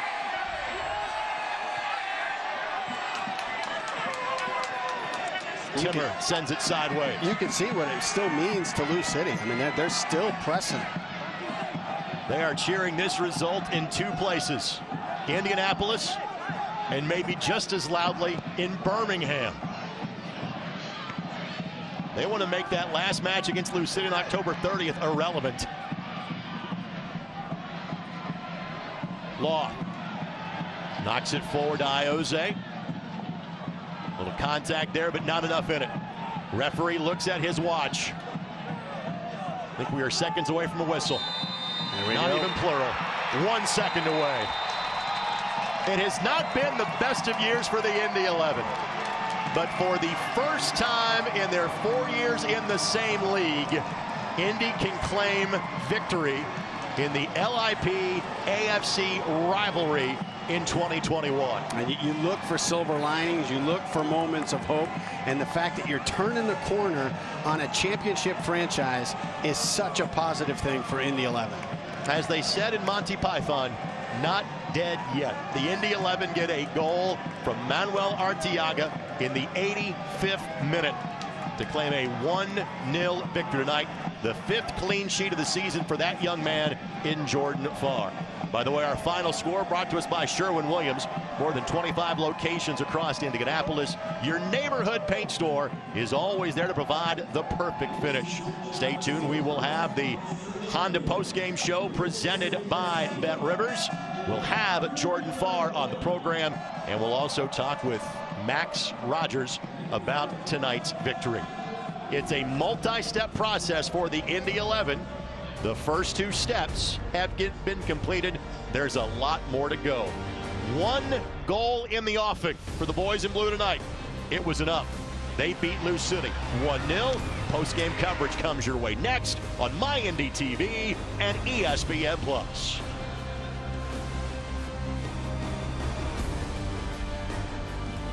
This copyrighted telecast of the United Soccer League Championship cannot be retransmitted, rebroadcast, or reproduced without the expressed written consent of the United Soccer League Championship.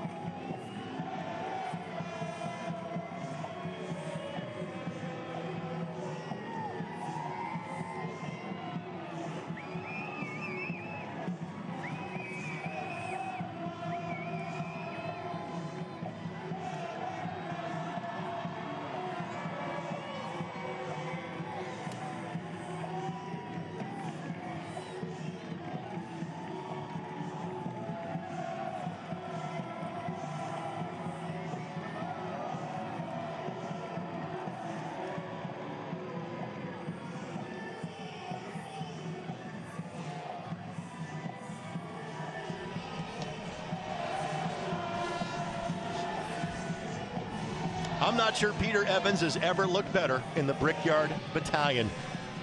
Our Honda post-game show presented by Bet Rivers. A goal to the good for the Indy 11, a 1-0 victory night, a second win this year for Indy over Lou City, and the playoff chances remain alive as of now for the Indy 11. Greg Rakestraw and Brad Hodder with you. We'll get to Max Rogers coming up in a matter of moments. Brad, your thoughts on this one? Oh, I'm excited. Not just the way it unfolded. I mean, they played great. It was a fun match to watch. But then if this would have happened in the first 5 minutes, it wouldn't be the same kind of energy. The way that it happened right now gives such hope and such. It rewards the passion, especially happening in front of the Brickyard Battalion. Let's go to a very happy head coach of the Indy 11, and Max Rogers, who joins us now. Max, there have been so many times where the breaks have gone against your team this year. What's it like to finally have one of those bounces go your way? Just relief, to be honest with you, yeah. It's been a tough old season at times, and I'm so proud of the players for how they played in that second half. And I thought Jordan Farr was magnificent throughout the whole game, and pulled off some great saves at the start of the second half. And but the lads were brilliant. And as I've said, in games where we've not got the right result, they've given everything. Our players have given everything for this club, and they did that again tonight. And as you said, it's great for the fans that we scored in front of them and got the win tonight. So I'm so proud of the players. Again, now that you've got a little more health on your team, still missing guys like Neville Hackshaw and A.J. Cochran, but kind of more to choose from. Also not having those midweek matches the last couple of weeks. To have a much healthier team and 6 days of build-up to play this match, what did that mean to this evening's contest? Yeah, obviously allows you to work on things a little bit more when you've got more time to train. Although saying that, sometimes players just like to play games rather than training. But from a coaching standpoint, you always prefer that longer build-up, and you can manage the load a lot better. And as you say, we've got players back from injury, and with lads coming in, the squad's a lot bigger and more competition. But it's just unfortunate that the lads came with a small part of the season to go. Well, you talked about how proud you are of the effort that you continue to see from the guys and from the club. When you look at the reward that they get with this performance tonight and this late goal and actually having the season still have a heartbeat, how important is this win to reward that effort that they continue to give? Yeah, it's massive. going back to, not that I want to look back too much, but back to that Atlanta game, we fought so hard in that game. It was coming off, obviously, travelling away to OKC, and you don't get the reward in that game that we should have. But tonight, obviously, we do. So it's massive, and we have to keep hoping and keep believing. And I think obviously Tulsa are playing at the moment, so we have to see how that game goes. But whatever happens, we have to keep playing at a real high level to give the fans the respect that they deserve, and they obviously spend a lot of time and money to support the club, and we want to make sure we respect them and show that we're going to do everything we can for the jersey. Now, we've seen, as he's come in as an opponent, Ledesma just being able to make pinpoint serves and dissect the defense. What have you seen in the brief time that you've had to work with him? Yeah, I think, as you say, set play delivery is really, really good. Still, I think lacking that little bit of sharpness and match fitness that, we can open up the defence in open play or give himself that half yard to get a shot away. So, but we knew that when he came in. There's obviously not many games, and he hadn't played for a while. But I thought it was another forward step for him tonight. And then obviously Ayo comes on, and Ayo obviously brings that experience and energy and control. Maybe on the break a little bit cleaner, could have got the second. Max, you know what? We will let you go and enjoy this one because there's not been enough Saturday nights where we could say that at the end of the conversation. Go celebrate the full 3 points, and we'll see you next Saturday night. Cheers, my friend. Thanks, Greg. Cheers. You got it. Again, Max Rogers kind enough to join us at the immediate aftermath of this match. We'll get Jordan Farr coming up here in just a matter of moments, but thought about what Coach Rogers had to say there the last few moments. Well, I'll tell you, every time we've talked to him, whether it's after a win or after a loss, he's been graciously praising the effort that he sees from the guys, and you can tell when it's meant and when there's passion when a coach is saying that, and you can tell when it's just kind of coach speak. And the great thing is, we pour our heart and soul into this team. It's rewarded because of the effort that they continue to bring every day. And again, Jordan Farr has been a part of so many of these Indy and Lou City battles dating back to getting to play during the regular season in 2019, clearly the playoffs in 2019, and just simply being here now for each of the last 4 years. I know tonight was special for him as well. Well, I'll tell you what, he was dynamic coming off his line. He was just explosive and going for balls in the other, whether boxing them out or collecting them. But the two saves, that bounced ball in from Ownby is a tough ball to handle. But the touch to his left on the header inside the 6, and then I think the breakaway from Gonzalez a little bit later, reading it and getting to his right. Those are 2 moments that saved these 3 points for Indy 11. Our producer Kyle Binder in our ear says, hey, Jordan's ready. I would say the evidence of that was those 2 saves he made in the first 5 minutes of half number 2, and he joins us now. I know you celebrate every match, you celebrate every clean sheet, but it's got to be a little different when it's Lou City, right? Yeah. I don't want to give them too credit because it's Louisville.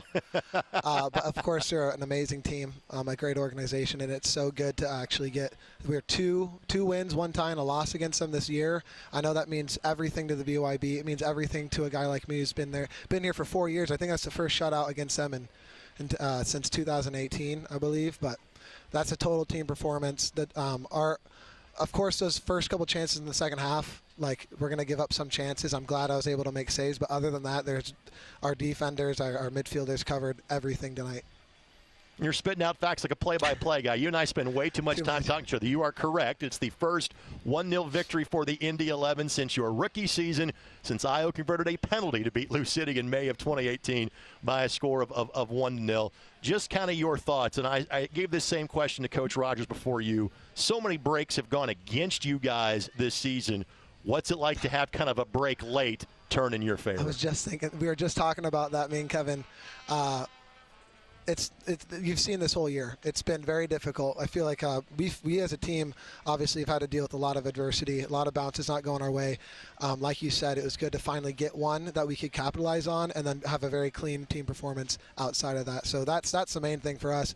I think we deserved the goal regardless of how it came. I think we deserve to get a goal, and so however it happens, we're thankful to have a one on the board. Hey, you talk about the bag bounces, and we've certainly witnessed it. Everything from, I think, when we go back to Arteaga's non-goal call against Memphis, it seems like everything has been on a weird spiral since then. What is it that keeps you guys together at this point? I know personally, sometimes it's faith, sometimes it's family, sometimes it's just professionalism. But then, as a group, what keeps you guys connected? Man, that's an extremely good question. I think it comes down to every single one of the staff. Comes down to the fans continuing to believe in us. It comes down to the players just believing and coming to training every single day and asking a high standard of everyone. That's from the top down. That comes from the head coach down to the last man on the roster, down to Shelby and Kevin, even our interns that work with us up at Grand Park. It comes from a belief. It comes from an understanding that Indy 11 is a high-level professional club that deserves to get results every single weekend, and that is what pushes us on. Of course, faith, family, individually plays a massive role in my life. I got my wife in the stands. I got everybody back home in Oregon watching. There's a lot of motivation to turn up every single game and give it everything. Now, you mentioned how solid the guys were in front of you. You haven't had a chance to work much with Toby, but speak a little bit about the performance that he's put in front of you. And then also on the other side, Arteaga, the way that he continues to chase down every single loose ball and just fights like heck for every 50-50 opportunity. Yeah, firstly, Toby, I remember meeting him on the way to OKC. He just turned up at the airport. We're like, oh, man, who's this guy wearing all the gear? And it was Toby. This guy, since he's been here, he's put in an amazing shift. He's kept his head down and worked every single day at training to learn our system, to learn who people are. And he's just he's a really good guy, positive attitude, and he's put in some amazing performances. He just works really hard, and that segues right into Manu. The goal is incredible, but as a goalkeeper and as a teammate, it's him sprinting after every single ball. It's him creating. So Tosh had no chances to send the ball forward up to Craig, and those little things determine outcomes of matches. Everybody in the front three were doing it. The subs who came on, but Manu just leads us with that intensity, and we just appreciate him massively outside of just the goal. We were talking about your basketball hops on the broadcast. You said you made one save like a shortstop in baseball. We covered all the ground for you, just like you did inside of the 18, my friend. Congratulations. Go and join it. We'll see you next weekend. Thank you, guys. You got it, Jordan Farr. Again, his 5th clean sheet of the season. And as he so correctly pointed out, first 1-0 victory for the Indy 11 against Lou City, dating back to May of 2018. Now, we have one more interview to bring you tonight on the postgame show, but it's not a member of the front office. It's not a member of the team, but it is with one of the great partners of the Indy 11. Tonight, you have seen the scarves that Brad and I are wearing, the Real Men Wear Pink campaign. That is part of the outreach of the Community Health Network Foundation and the Oncology Patient Assistance Fund. The chairman of the board of the Giving Gig is Jewel Lee. He could not be with us tonight. However, he wanted to deliver a message to the Indy 11 fans and viewers of this broadcast and talks more about the wonderful partnership between the Indy 11 and Community Health Network. Hi, my name is Jewel Lee, and I'm so honored to be able to speak with you today. I'm here on behalf of the Community Network Foundation's Oncology Patients Assistance Fund. The fight against cancer is a struggle for everyone. Like many diseases, it is indiscriminate as to who it impacts. It doesn't matter your race, it doesn't matter your socioeconomic status, it doesn't matter your ethnicity. But what we do know is that the effects are multiplied on those already struggling to access basic needs. That's why our donors generously came together in 2014 to establish the Oncology Patients Assistance Fund. The fund itself offers $250 vouchers to cancer patients in financial need. It enables them to access healthy food, life-saving medicine, and transportation to treatment. It also helps with either short-term or long-term treatments and housing as well. Too often, our nurses and physicians see cancer patients who need financial support. In the last 18 months, the financial challenges for cancer patients have only been exacerbated by the pandemic. This year alone, nearly 450 vouchers have been distributed to our patients in need. They're going to our patients battling all kinds of cancer, from breast to brain to lung and lymphoma. Since the fund's inception in 2014, nearly 3,200 unique patients have been supported by the generosity of our donors. 750 of those patients have a breast cancer diagnosis. This need is real, and it is great. We are so grateful for the Indy 11 support of this very important program, including through both ticket sales and support of the Real Men Wear Pink game and a jersey auction that is set to kick off this evening. And we extend our deepest thanks to all of the fans whose support will go far in helping more cancer patients in need. To learn more, please visit ecommunity.com/foundation or give a call to 317-355-GIVE.